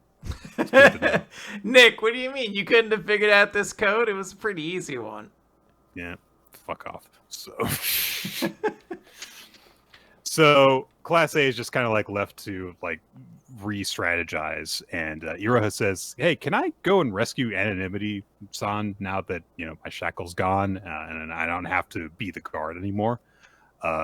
So They're like, all right, yeah. So anonymity caught 3 people, so that we get her back on the battlefield. We might have a chance of winning. Toshitsai points out, hey, you really think that far ahead when you asked that question? Just so that you could, like, get the shackle off. And Uriah says, well, I did want to win, but I don't want to abandon an imprisoned ally, even during a mock battle like this. Remember, I was a prisoner once, too. Poor kid. He's been through trauma. He has been through a weird amount of trauma. Yeah. So he says, like, look, I promise we're going to win, so let me go and save anonymity. And like, all right, yeah. So Nohime volunteers to take over guard duty. She seems like a good choice for that. But Toshisai says, promise me one more thing. No matter what happens, you'll both come back alive and in one piece. All right, calm down, Toshisai. You're playing tag. It's okay. But Iroha promises, and we get introduced to what the Snake team is actually like operating out of, which is the fucking treehouse, a big old tree. So Iroha's like, all right, they've removed the ladder to get up there, and they pulled it up after themselves. So they probably actually like transmit a code to the bottom in order to lower a rope down, or they could recognize their teammate, whatever. But Iroha's like, time for gymnastics. I hope that I don't get any splinters from this. Ha! Does a whole ass parallel bars routine, snapping his way up the tree to next to the treehouse to climb it, and he fully vaults. And I guess there's no roof to this treehouse, and he just lands in the middle of it between everyone and declares a guard battle to Hakanage, one of the members of the interrogation class, and he says, "Yeah, give me back my ally." So. Cool finish. Good job, Iroha. Yeah, this is extremely cool finish. I do like Aurora looks super cool in this chapter. Like, it was a great move for him to be like, all right, you want to do a code battle? What's the code to my thing? Because it's kind of like a not win-win, but like even losing doesn't feel that bad because he's like, okay, now I can move again. I'm free. And I love that he's like, I want to go after Anonymity-san. I know what it's like to be a prisoner, and that's the torture club. Like, yeah. I'm not leaving her there. So I just think he comes off very, very cool in this sequence. Yeah. It's nice to have your hero be a cool hero. Speaking of heroes being cool, new Exorcist, Chapter 13, Hollow Weapon release! Well, Nick, we're going to finally find out what his sword does, right? No, we're not. Gakuro has unlocked his hollow weapon special trait. It's on fire, kind of. Anyway, he immediately goes back to being his regular civilian form. This is wild. Because when he transforms, nobody can see where he is, like normal, like kids. So everyone's in that moment, they were like, where the fuck did Gakuro go? Yeah. And then he deactivates his form and reappears. Everyone's like, oh, there he is. Like, there he is. No, I'm sorry. Everyone collectively was like, where the fuck did he just go? And then he reappears and they're just like, all right, time for math class. Yep. So he's like, what happened just now? Shiroha's ignoring him because, she's supposed to be distancing herself from him now. He goes to see Nue instead, and she's like, oh, congrats on your release and stuff. I'm just, like, playing with the models, I guess. So she explains, at first, a hollow weapon is covered with rust, and removing the rust will unlock its inherent power. The abrasive for removing that rust are spirits. Since you defeated a lot of spirits, it was ready to unlock at any given time, but you needed a powerful desire stemming from your soul to lead it to its release, and then all the pieces were in place. With this, you'll be able to pierce even Shikigami defenses with your blade. You've acquired a way to deal with Shiroha's Shikigami, but you gotta train that later. You should rest for today. But he's like, no! You please train me more! Even if I can beat Fujino now, I can't save her! And Nue's like, alright, but you're not in a good state physically. He's like, I'm fine! I arrested your boobs now! This is the way of the hero, to bleed heavily from the nose, then collapse in a girl's boobies. Which he does, and then he passes out. And then we get a nightmare of which Gakuro has, of Shiroha. It seems to be from her past. Yeah, she's like a young kid in this. She's a kid being, an exorcist and stuff, killing people and stuff. And she's heavily wounded. And she's like, I need to heal. And her master says, like, I will heal your wounds. And she says, thank you. So proceed immediately to your next mission. I won't heal your next wounds, so you better fight well. And she just has to fucking deal with it. And she's like, all right, understood. So she's just been, programmed since she was a kid to do this. Gakuro wakes up, not in Nue's lap. She actually made him a bed. Thank you. He's been asleep for a day and a half because he was really, really tired, I guess. And then Nue says, you can rest for the remainder of the day. He's been sleeping for a day and a half. Give him some food. Come on. But she tells him to be careful on his way home. So he starts to walk off, and he realizes, like, oh, so Fujino should still be on security duty. He comes across Shiroha and sees that she has just finished off some, faceless, unimportant spirits that are all indistinguishable from each other. There's thousands of them in this school, and so always many. will be. She spots him, immediately turns away and starts to walk off. And Yajima's like, "Were you able to get your wounds healed?" She doesn't respond, so he remembers when she said, like, "Oh, it would be nice to play video games with everyone." She's like, "When are we gonna play video games? I think we should do it after our duel." She keeps on walking away. So he's like, if I win, I want you to tell me about your family. Like, about your family's rules, the power they have, what they'll do if you lose.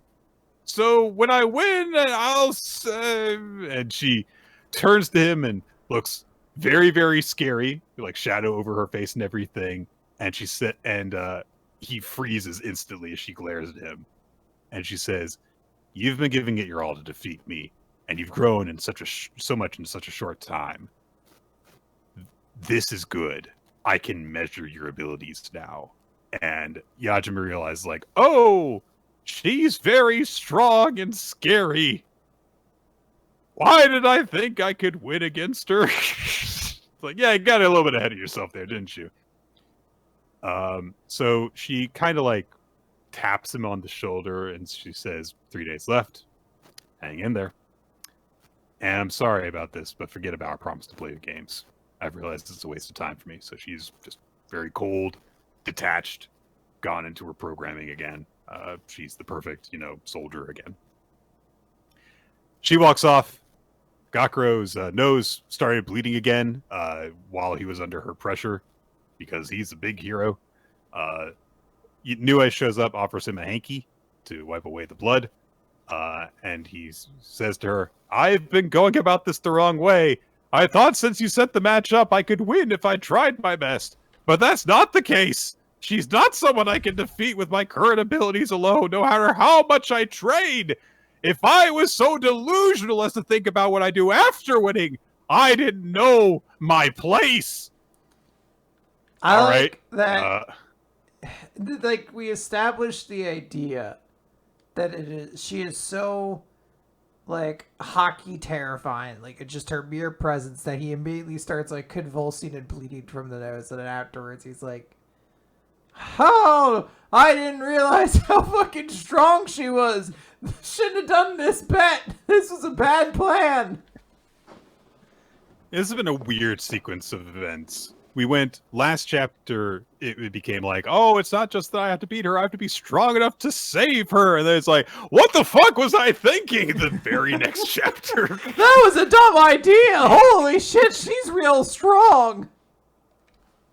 So, Nue says, all right, look, I'll make this quick. You can't beat her fair and square. So I'll teach you a technique. So I'm going to fill your pockets full of sand. So... we have a few days to spare thanks to your efforts, so make sure you give this your absolute best. This also concerns the next matter shortly after. What do you mean, next matter? It's like, I know you want to save Shiroha from her family, right? You know your place, but you haven't given up on her completely. It's okay. I know you can do it. And so Magic was like, yay, thank you. We cut outside to Shiro Nick, has... please. His name is Black Butler. We got outside to Shiro's Black Butler guy, who is watching this conversation. And he, after Gakuro goes home, approaches Nue and says, hey, I'd like to know why you set up this match. It concerns me if you plan to break my companion through some underhanded scheme. And Nue's like, well, Gakuro's progress has been splendid, and his growth is very important for my own goal. And this isn't a crazy match. Gakuro's going to win. And Black Butler says, well, when you put it that way, I can't help but get excited to watch the battle. I will enjoy watching you anguish in misery. It's the night of the duel! Ba ba ba! Hard cut! And it is night, and Gakuro is standing in a hallway, and Shiroha approaches with in her full Exorcist form with her weapon ready, and Nick, they are please, all it has a set. name. It's called Soul Gear. Yeah. How could you forget, Nick? The world building in this series has been exquisite. Her weapon had rust originally at some point, and then she killed enough spirits it's not rusty anymore and has a special property. I don't think we know what it is. She cast a spell before that made like 6 birds, and she's like, this is one of the most powerful spells in existence. Yeah, it's Hado. I mean, Shikigami. So, we're going to have to wait and see. Yeah, this is another one of those chapters where it's like, I kind of see what you're going for, and I like it in theory, but it's just very weird and awkward all the way through in every step of the execution. This was very much like a return to form for a new Exorcist. After the last chapter where I was like, oh, this is actually half good. It was like, nah, this is like 1/10, 1/20th good, maybe. A fragment good. I didn't hate this, per se. I just think it's a little...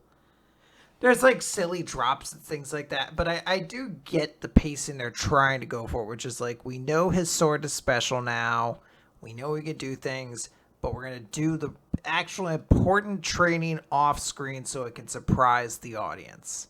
Mm-hmm. And it's one of these things, it's like, I get it. I don't know.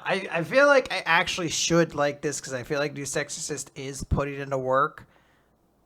But it's also very dumb, and his nose keeps... Like, he's such a loser that, like, the fact that he's mildly admirable is, like, endearing, but he's still such a goober. Yeah, it is kind of like just watching a series that is about the dumb sidekick being the main hero. And it's not, like, meant to come across that way. But it is, yes, weirdly endearing. Quinn, let's talk about, I don't know, the third to last chapter of Tenmaku Cinema. Stop!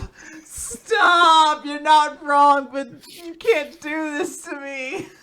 Scene 17, beach location trip, day 1. Yeah, they shoot some stuff for the movie. Like, that's kind of... They get almost everything, Nick. It's almost done. They're just tearing through so many sequences. There's some cute moments in between, like where Karai says to her fellow actors for some of these shots, Bito and Shino, like, you guys need sunscreen. And just helping them apply it and stuff. We get a breakdown when Bito is talking with Hajime of like, look, we've got to like shoot some stuff out of order in order to actually like fit in as much of this as we can without having to do as many costume changes as would be necessary if we shot everything in chronological order. There's also a nice note from Tenmaku, which is like, yeah, a lot of student films just shoot in chronological order because then it's easy to tell what you have and haven't shot. And having shot stuff in chronological order for projects multiple times, yes, you're correct. Uh-huh. That's one of the main advantages of it. You just go through the script and check stuff off. So then they're like, all right, once we make it to this point, we can just like cool up the water. And Hajime, meanwhile, is thinking about I'm glad that Karai seems happy because what Tenmaku was saying earlier, it kind of had me worried because he was saying that like, oh, Karai's gonna have to like face her mother at some point. So I was worried about what the hell that meant. They get to the water. Vito immediately tries to like jump in, and Hajime's like, "We've got scenes to shoot first before you do that. Stop it!"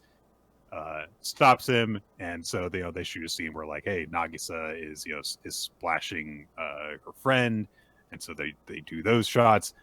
They do the shot of Nagisa floating in the water, and it's just like 2 pages, just like bam, bam, bam. All our scenes for this day of the beach shoot are done. That's it.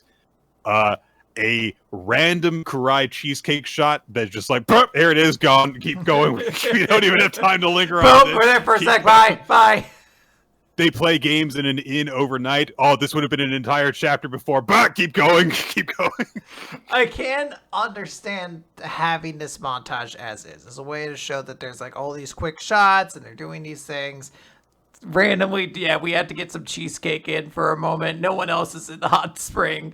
But like I can see these things. Yeah, also I feel like if this series had enough time, yeah, these would have been individual moments. And it's like, God. There is a very legitimately sweet little moment where Hajime is like, they're in the inn, and he's like, I've got to edit the footage. And Karai comes and taps him on the shoulder. She's got like a deck of cards, and she's looking really sheepish. And they just, spend a bunch of time playing cards together. And Karai's really, really happy because she has friends now. Mm-hmm. Aww. It's very cute.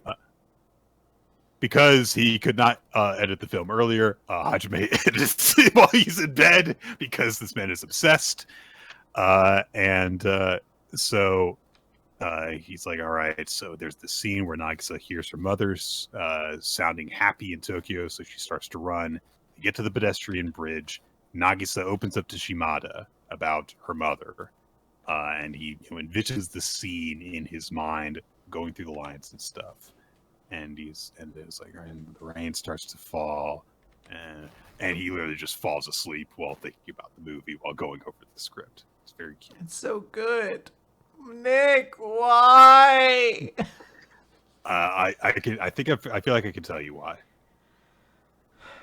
There hasn't been enough moments where the reader gets to see the product of the work and why it's impressive and important what they're doing.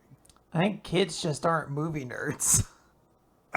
That's kind of it, is that there's the moment of like, oh, we shot the scene and stuff, but like it doesn't carry across the sense of accomplishment and excitement in a way that is tangible to some people, I think. Mm-hmm. And so if you're really into just like making stuff and are interested in the process of making movies in any way, shape, or form, it's like, oh, cool, they're making movies and they're really passionate about it. Isn't that nice? And it's like, nah, I don't care about that. Yeah,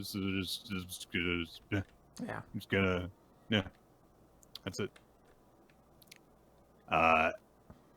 Anyway, it's final shoot of day 2 on the beach now, and so they're like, all right, here's the big moment. This is the last scene that that Hajime and Karai got so excited about when they were like talking about it together in like chapter 2 of the manga, and Karai is kind of like lost in herself for a second, and Hajime gets confused for a moment. And he's like, something's wrong. But Akitsu's like, hey, should I start rolling? He says, yes. Okay, roll cameras, action. And Karai starts to perform, but then she says, I can't say this line. I don't know how Nagisa feels. And Hajime's like, wait, what's the matter? Just do your lines naturally, like you always do. And she says, I can't do it like always. And she starts to panic, and she says, I don't get Nagisa. And Tenmaku sweeps in, and he's like, oh, did you forget I was a ghost? I'm going to be a little bit creepy now. That was a legit moment. I was like, all right, there's a ghost in this series. I forgot. That was the hook. And he says, it's time for you to step up. And he says, what are you doing? What? And he's like, you guys have to figure it out. The director and actor have to search together for that certain something beyond what the script imagines. Right now, the story of the shore, in a sense, is trying to become more than the script I wrote. Surpass me, director Shinichi. So there's a problem that only Hajime can solve, and yeah, we're going to see how that unfolds soon. Yeah. Very soon. Probably. Very, very, very soon, probably. I don't know how many weeks in a row I can bemoan the reality that I exist in. I'm just like, oh, I want spider powers, not so I can like have spider powers, but so I can hop dimensions and maybe find one where I'm like, Tenmaku Cinema on its 7th year of publication, still going just as strong. I'm like, yes. Oh, the universe is collapsing around me. Oh, well. They're like, of course, the world's most notorious terrorist, Phil Collins, is still at large. I'm like, well, that's something I'm gonna take some adjustment to get used to. Oh man, someone should stop that guy. you go thwip to grab volume 72 Tenmaku Cinema. This is great. Yeah, I'm realizing I'm like, this universe's Spider-Person will deal with it. Like, no, Phil Collins killed this universe's Spider-Person. It was pretty graphic. All right. The Elusive Samurai.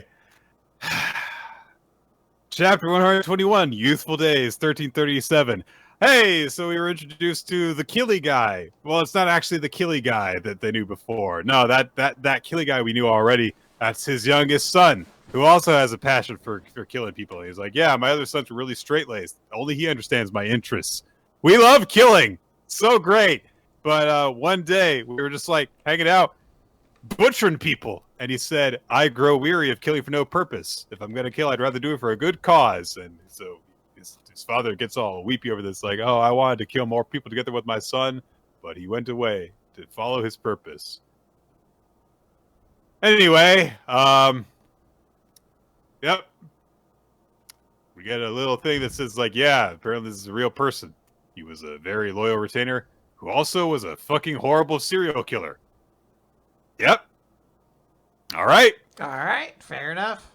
Hey, look, it's another retainer. This guy is from the north, and he's got a very, very thick accent, so he speaks through a retainer, and he very clearly just like points at Tokiyuki and the elusive warriors, and literally is just like, I'm so big and they're so small with his hands, and he laughs about it. And the translator just says like, pleased to meet you. And Kochi was like, you're clearly making fun of us. Fuck you. And Tokiyuki says like, no. These guys used to be our enemies. It's just a little teasing. We can endure it.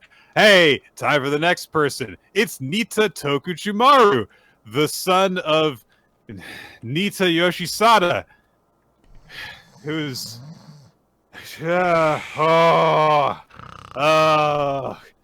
This is straight up me back in history class with names I'm familiar with and still just be like, I don't care what Teapot Dome scandal is. I just don't care. I'm sorry. I'm a dumb baby. I'm sorry. But I'm so dumb. So Lord Akiye comes over to Tokiyuki and it's like, what's the matter? Or you said you'd do anything, right? Was that untrue? Come on, hug it out. And he literally pushes the kids together to hug, and so yeah, we get more stuff that's like, oh yeah, Nita Tokuchimaru is another important historical figure. He would later become a great warlord, but that at the time he wasn't even 10 years old. So yeah, it was that. Yeah, yep. And they're gonna be allies for a long time, so get used to this. All right. So then Tokiyuki approaches. Another character. It's the seventh son of the emperor, Noriyuki Shino, and yep, we meet them. Goodbye. Next scene. Meanwhile, Shiba Ienaga is meeting with another character. Fuck. Stop it. We're just meeting a couple new people. I don't care about any of these people. They're just names from a history book. I don't care. Establish why I should care about the character. This is not how you tell a story. Not Nick, because he's like a young kid, and like people in Jump love young kid characters. Why do you think they love Toshiro so much? till they start dying and shit. Quinn, you went to Catholic school. Mm-hmm. You've had to read like Bible stories, right? Yeah, a good amount of them.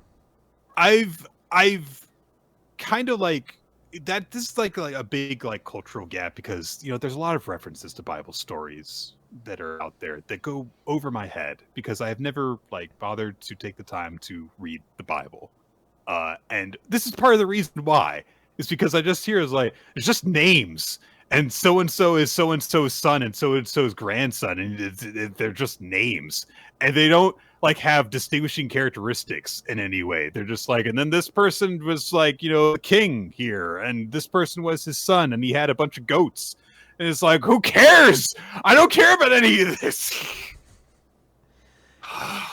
Yeah, I mean, I do get it. There's a lot. There's a lot that they're introducing. There's a lot of dynamics at play here. It's tough to like process, but like I'm also just like accepting to a certain degree. Like, all right, when Elusive Samurai is talking about like historical characters and sometimes we have to be introduced to them. Sometimes it takes a while before their character really gets fully formed, and we just have to get introduced to them first. And it's just kind of a game to see if you'll remember them all before they get like a personality. Because like there's like 100 characters. Like I'm still sitting here waiting for the girl who got the metal arm to show back up in the story. Yeah. Like I'm like you set it up, so I know you're gonna pay it off at some point. And they do introduce some stuff that like. I get it. Like, all right, Tokiyuki has to work with the son of one of his enemies. Okay, that's interesting. And like, hey, we're meeting Takeuchi Takeuchi's kid. Like, okay, these are like significant characters I can understand. I just don't objectively have a reason to care about them per se.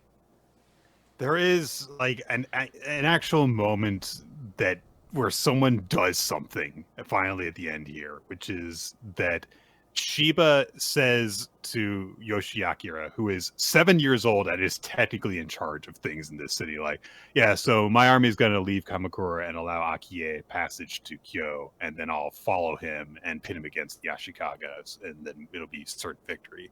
And Yoshiakira says, like, no, we can't flee. Why don't we fight here? My father entrusts me with this city. I can't flee without a fight. So Shiba goes, all right. I've got a new idea. There will be casualties, but we'll stake our lives and do your bidding, and we'll do what you want to do. And when he walks off, Uesugi says, like, oh, are you sure about this? You had a better plan than for your first one. And Shiba's like, no. I suggested my backup plan first. So this way, it's quote unquote his decision, and I've gained favor with the family, and I also get to do what I want to do. So it's like, all right, that's interesting. And he also senses like, yeah, there's going to be a bunch of internal strife amongst the Ashikaga, so I've got my own ambitions within this entire group. It's like, okay, someone's got something that I understand and can grasp onto, at least right now. It's just not a dirge of names of people like this. This person will be important later. They're going to be important later. So this was fine at the very, very, very end of this. But I just had to get all that out of like, fuck, there's just 3 characters. And that's it. Can we talk about Black Clover now? Nick, let's talk about Black Clover. This is page 367, Black Bond. We opened the chapter. Damnatio has been exiled of all of his evil angel energy because Asta was like, fuck you, magic swords, anti-magic swords. And he's done it. He saved everybody, but the witch is like, oh, things are bad. Yeah, fuck it. I'm going to save all of your friends. And she activates some magic. The Witch Queen has like encapsulated all of them and has basically saved them. And she just notes like, look, we cut it very close. None of them have died, but they probably would have if it was not for this bird girl and her magic. So Sekre is very thankful. But she's also like, I am losing almost all of my power. So Vanessa, please become the Witch Queen in my place. And I thought this was going to be the situation for like an interesting decision, because it's like kind of in the chaos of everything. But then Dorothy Unsworth is like, no, I'll just do it. It's astonishing how we set up. This is the most tension allergic sequence that I have ever seen. This thing that we established years ago, that there is this source of strife within the Witch Queendom, because the Witch Queen is like, Vanessa, you need to become the next Witch Queen. And Vanessa's like, I don't want to do it. I'm friends with the Black Bulls. And we have a big, long arc about me not doing that. And then Dorothy is like, oh, like 2 chapters after we learned I'm also a witch, because I have a witch's hat. I am a witch. Uh-huh. Panel 1, become Witch Queen in my place, Vanessa. Shared with Vanessa going, huh? Panel 2, oh, I'll do that. Just not a moment to take it in. It's so quick. Like, you were like, oh my gosh, they're gonna be like, not and like, there's almost a beauty in this. Like, the Witch Queen just worked together with everybody to bring Asta here, and she also used the last of her magic to save all the Black Bulls. It would have felt like almost rather fitting for this idea that Vanessa actually has to really consider, like, maybe I do have a purpose here. Like, maybe I can't just spend my whole life hanging out with my friends and doing all this stuff. Like, maybe I do have to consider. I mean, it's not ideal. She shouldn't have to, but like, are we going to process it? Or are we going to like let this dangle over? And then, Dorothy, it's just like, actually, I'm a witch and I could take over. And you don't even really know who I am. So you're not even sad about me leaving. My character was I slept most of the time. So I don't even have like iconic lines or anything. But Quinn, how will the Clover Kingdom react to having to replace the captain of the 9th most important guild? I was like, I will be stunned if you can name which guild she's actually the leader of. I think she's the one guild I can't name, honestly. I think she is the Coral Peacocks. I think that's correct. But yeah, it's very much like whatever. Anyways, they're like, yeah, hey, there's a lot of work to do. As long as the Black Bulls get through this, it's gonna work. And the Witch Queen's like, all right, well, do you have some sort of plan, anti-magic boy? And he's like, yes, which I love. I love that he actually says yes, Yeah, he does that occasionally. Yeah. So we cut to a flashback where he's training with Ryo, and he's like, hey, so I have a theory that Asta, as part of your anti-magic deal, you can make other stuff anti-magic, because you've done it before. You turned Yami's sword into one of yours.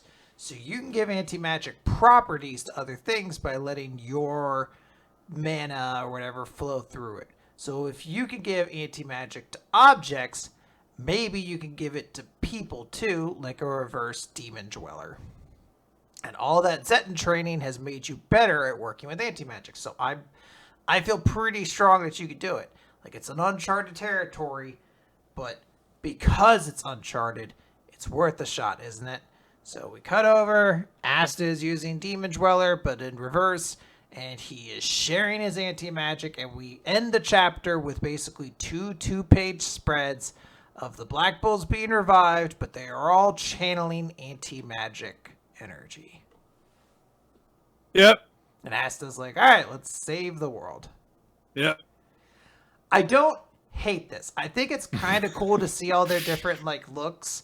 Like, all of them are channeling it in different ways. But some of them have more interesting designs than others. Yeah. I like the Magnus hair. It takes effect there. Zora's Gouch mat is real fucking Shuni energy. Like, my eye. The dark energy emanated from my eye. And then you get some like Sekre who are just like, I've got little garter belt, stocking belts right now. Like, okay, not everyone can look cool, I guess. Yeah, it's just like anti-magic solves everything kind of again. It's like, all right. I don't hate the idea that the Black Bulls can be relevant in the end, like, but also in that same way, like, this is a universe where magic happens, so the Black Bulls were literally almost all at death's door like 2 chapters ago. Yeah. And now they're all ready to go and charged with anti-magic energy because it's just like, I don't know, this character had the ability to heal everybody. And you're like, all right. Sure. All right. One Piece, chapter 1089, hostage situation. I want to focus on this cover page that we get. It's so wrong. It's so Nami's silly. so fucking brutal. Sanji has sent in a cowman to deliver a message, which is, the stars are so pretty tonight, just like you, Nami. Shall we stargaze together? And Nami has written her response message, which is, saw them already. That's just it. Yes, thanks. Saw them already. It's fucking brutal. That's so funny. All right. Whew. Oh boy. Okay. Time to go through a full chapter of people that Nick doesn't know the names of. All right, so we start off this chapter in East Blue, in Windmill Village, aka Luffy's hometown. And people have just gotten the news that Garp has vanished at Pirate Island. And they're like, well, it doesn't say he's dead, right? It's like, hey, no one ever dies in One Piece. You don't know. And literally the mayor says, he's Now, a man of Nick, many legends. Don't worry about him. What's the mayor's name? Nope. I'm not going on this. I had to look this up. His name is Woop Slap. Mayor Woop Slap. Mayor Slap, Mayor Slap. He's like, please. That was my father's name. Call me Woop Slap. Call me Woop. Woopers. Also, there is Makino, I think is her name. Yes. Yeah, she's like, well, you can't help it. We worried about Garp, though. The Now, little Nick, ones have learned to recognize Luffy recently. The little kid she's got is like, oh, and Luffy's wanted poster. Now, Nick, what's the name of Makino's child? No. We do not know, so you are correct. I'm technically 2 for 3. And to be honest, Woop Slap was out there. Also, there's a bunch of other characters. They don't matter. Let's move on. You mean to Dan? We actually do know. No. There are massive, like, natural disasters that are unleashed as a huge earthquake shakes seemingly the entire world and also causes, like, a tsunami to go out in South Blue. As we are told that the earthquake on that day had no parallel in recorded history, causing destruction on a vast worldwide scale. And we see Laboon! Yeah, we get glimpses of kind of everyone. I think that might be Logtown that we see in the East Blue. And then we haven't been to the other blues. Yeah, it is Logtown. But we don't see, even then, when we get to the Grand Line, we just cut across the different locations. Yep.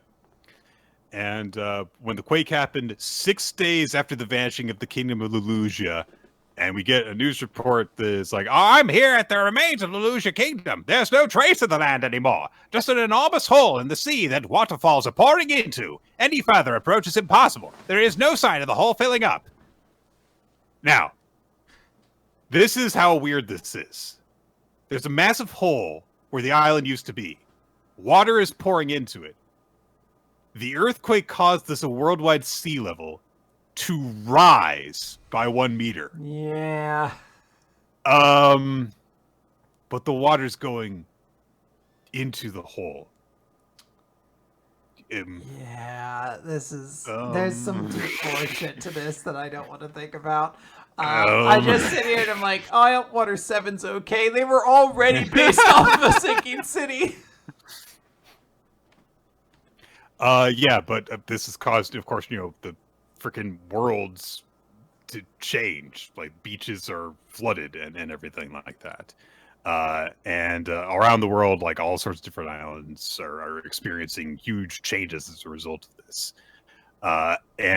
Meanwhile, on future Island Egghead in the New World, they also get reports, water levels are rising and all this stuff.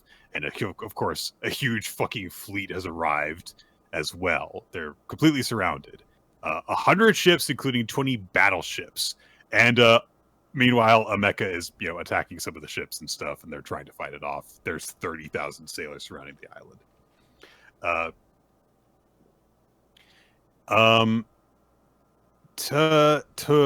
Sentomaru gets on the radio and is like, I told you guys not to attack the sea beast weapons. And they're like, it attacked us first. Fuck you. Leading the unprecedented military force was a group of 9 vice admirals, aka the people the Straw Hats are gonna have to fight. If you can name any of these characters, these aren't new people. Some of them I believe are new, but at least I think 3 of them I've seen before. 2 of them I 100% know are reoccurring characters. I thought these were all new people. Doll's the only one I think we should know. She got introduced. She's the one Austin's real horned for. And then the guy with the scars to her left. Yeah, the one with the woman, basically.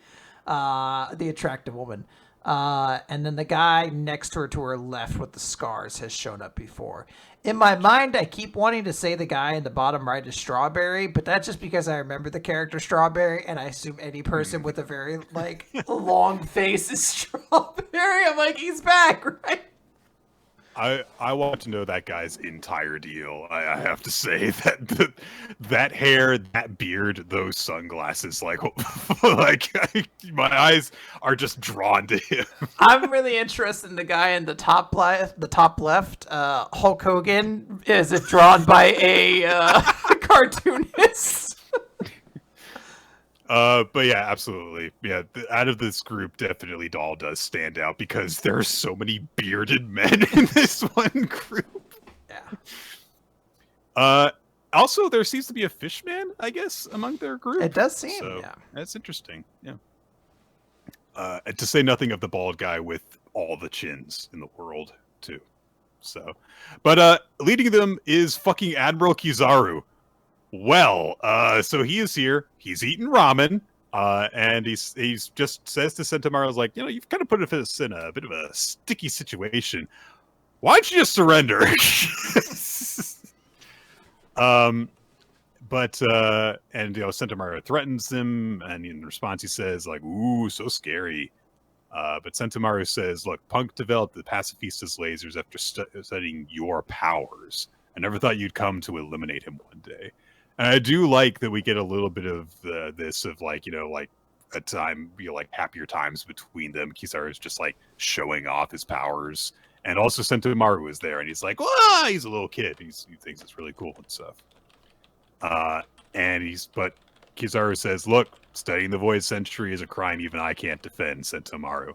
I'm just another cog in the machine. And they're kind of having a meal together. While having this conversation, because Kizaru is having his ramen while Sentomaru is also eating on the other end of the line while they're talking about this stuff. Everyone's eating, actually, because we also cut to Jay Garcia Saturn after this, and he's on one of the battleships, present for this situation. And part of this also says they're like, okay, look, Lucci and his cohorts seemingly have failed their mission because of the Straw Hats. Jay Garcia Saturn says, don't let them figure out I'm here. Straw Hat crew barricades itself with Vegapunk as prisoner. I like this article. It's Morgan's work. What is the truth? And the scarred guy is the one that you knew the name of. Is that right? Doberman, I believe. Doberman. He says, we haven't received the mission complete report from CP0 yet, given that Sentomaru is still defending the island. We can be certain the lab phase is currently hosting Dr. Vegapunk's Stella and 6 satellites, the 4 Seraphim protecting him, the 10 members of the Straw Hats crew, as well as the agents in the lead force, Rob, Lucci, Kaku, and Stussy from CP0. The rank and file Cypherpole agents appear to have been locked in the Fabra phase by Sentomaru and his Pacifista Mark III units. So we just get a big recap of here's all the people that are already on the island, excluding the 30,000 people outside of it. Things got very, very, very complicated very suddenly. They also established that the barrier is at 100% power, so nothing can get in, nothing can get out. Saturn says, so where are the research staff, where are the technicians? They all evacuated the island. We got their coordinates to their ships. And Saturn says, sink them. They might know something. And Doberman says, one more thing. The pirate jewelry Bonnie has been sighted on the island. And Saturn's be like, oh, Kuma's daughter? No, she's got no more benefit to us. Leave her there. She's just a girl. All right, fuck you, dog. J. Garcia Saturn. Yeah. Presumably, I guess he means no more benefit to us because I guess she would have been leveraged to get what they wanted out of Kuma, I guess. There was a reason they wanted her, I think because she was, like, descended from royalty. But I can't remember if we ever explicitly found out. Because they saved her from Blackbeard at one point. Mm-hmm. And I don't remember if we found out all the details. That was before we found out she was specifically Kuma's daughter and everything like that. Right. The Marines have picked up a signal from Egghead, which they transmit to Kizaru.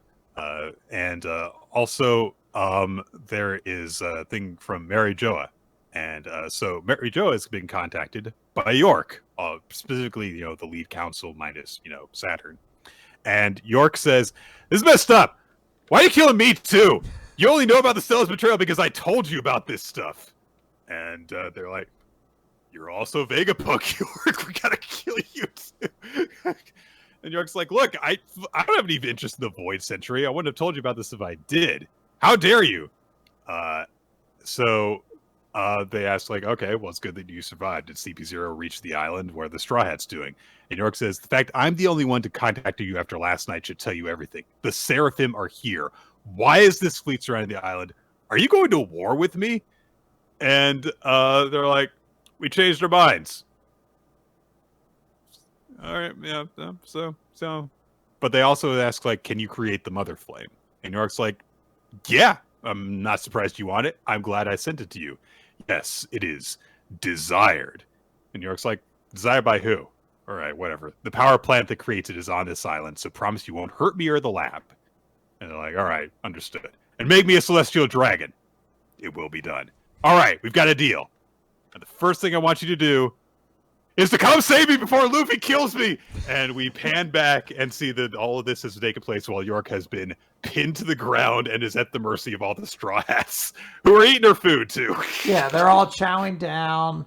Sanji is like cooking up a bunch of stuff. You can even see like Lucci in the background just vibing. It's a real like satisfying comeback after like kind of heavy stuff for a while. But I did sit there and I was like, what about what about Shaka? Is he dead? He got shot in the head. I was really hoping to see him, and he has like a soda that's up to his face. You're like, how is he drinking? He has a mask on. He's just a freaking Daft Punk robot. So yeah, this is like a fun ending to the chapter. They've now, like, the Straw Hats now have like an idea about certain things that are going on. Cool stuff all around. I also do love the interplay between Nami and Luffy, because Nami's like, now I see how it fits together, and Luffy's would be like, I don't. We'll use her as a shield, whatever. All right. So, yeah, this is definitely a nice note to just end the chapter on. A lot of info dumping, and then it's like, all right, now here's a fun moment. All right, that's the end of that chapter. That's the end of the manga this week. Quinn, tell me, what was your favorite this week? Whew, a lot of good options. I think favorite series I am going to give to... I think I'm going to give it to Kaiju number 8. I really did enjoy, like, all right, let's have fun, and that kind of attitude. I think it played a lot. Also, I just love the dorkiness of just like, no one's allowed to be better at me at the blade. Not the blade! Always saying the blade, too. Yeah. Nothing else, not like swordsmanship, using swords, just the blade! My favorite chapter this week is Akane-banashi. It hits the hardest for me. Very satisfying, sad ending to the arc, and I look forward to seeing where we go from here. So, indeed. Yeah, what else can I say? And then my character of the week, I think I'm going to give it to All Might. I think that was an extremely cool little chapter for him, And I don't know, it looks cool. He's showing his ground. I like that he had like a cool little Iron Man suit and everything, and the using techniques that are inspired by his students does feel very fitting for this guy who's like going out kind of as a teacher. Mm-hmm. Yeah, gotta say, All Might agree. I love every aspect of this sequence and how hard it goes and how the cheesiness is ramped up in certain cases too, like just even the moment where La Brava is like, declaring an attack, which goes live stream. And it's like, no, it deserves it because this is awesome. It's All Might wearing a fucking Iron Man suit and using all these tech that are based off of his students' abilities, and while he just talks all this shit at all for one, it's great. I'm actually a little surprised to say that the audience picked this week. I thought it was going to agree with you and say Akane-banashi, but the winner this week is actually One Piece for Series of the Week. But wow. it is an agreement about All Might as Character of the Week. Yeah. I do want to say that I do give a little bit of an honorable mention to Kaiju number 10, just for being stupid and being like, and snapping Hoshino out of his stupor. Just being a silly little guy.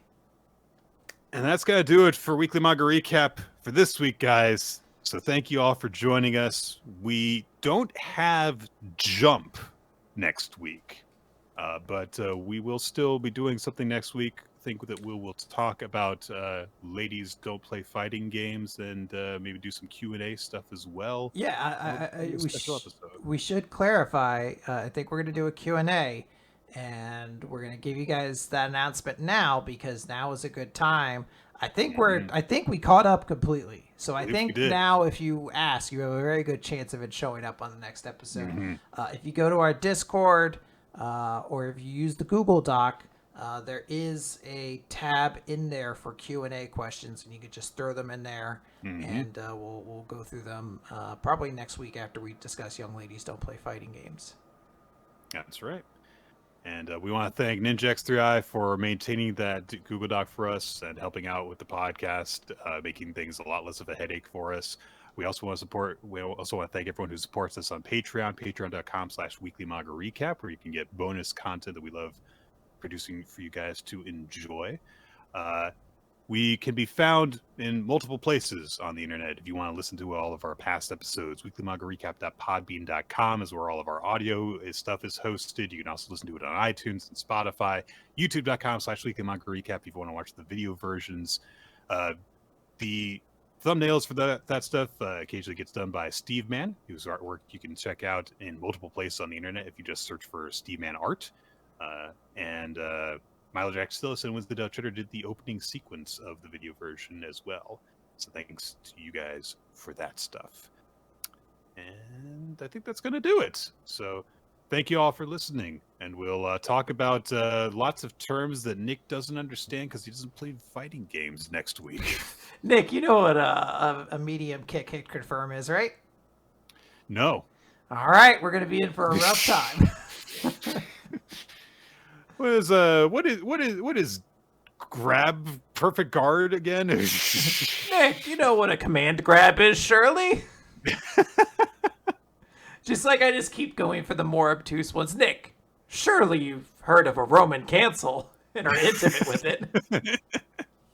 Surely you know what a loosey-goosey is. Nick, surely you understand what I mean when I say two characters are playing footsies. I actually do know that one, so. Oh, okay, there we go. Yeah. I've seen certain Smash highlights. All right, there you go. Nick's on board now. Everything just needs to be through the lens of that Smash event you watched. That one Smash video, and you guys don't know which one, so you don't know which one to tell the creator to put the references to it. Well, I should note, this was not an intentional thing. It was something I realized immediately after we picked it for the recommendation, but I was like, oh shit, right. This is really good timing because EVO just happened, the fighting game tournament, that kind of one of the bigger ones in the world, especially when you consider it's kind of like a collective of different series. And there was some really good stuff in it. The Mortal Kombat 11 finale I stayed up for. It was almost annoyingly written well. Like, it was like, oh, here's an underdog story, every set is going to go to the last round. It is like a minuscule amount of health for both characters. It was like annoyingly like, okay, you're like an author is writing this shit to make it dramatic. And the Street Fighter 6 finals were really, really good. There's just great stuff all around. So cool. Go check it out if you're interested. If you like fighting games, yes, check that out. That's how I got into fighting games in any stretch. I watched a random Evo event, and they were doing Guilty Gear X2 or something like that, Grand Finals, and I was like, this shit fucking rules. I have no idea how to do any of these things. No. That's true for most sports. I watched the New York Giants throw a touchdown. I'm like, I have no idea how to do that. Like, I understand it in practice. I can't. Just pick up a controller and it just slips out of my hands immediately. There's too many buttons now. Guys, we'll see y'all on the other side. Oh God, are we dying? No, it'll be round 2. Fight. Oh, heaven or hell? Let's rock.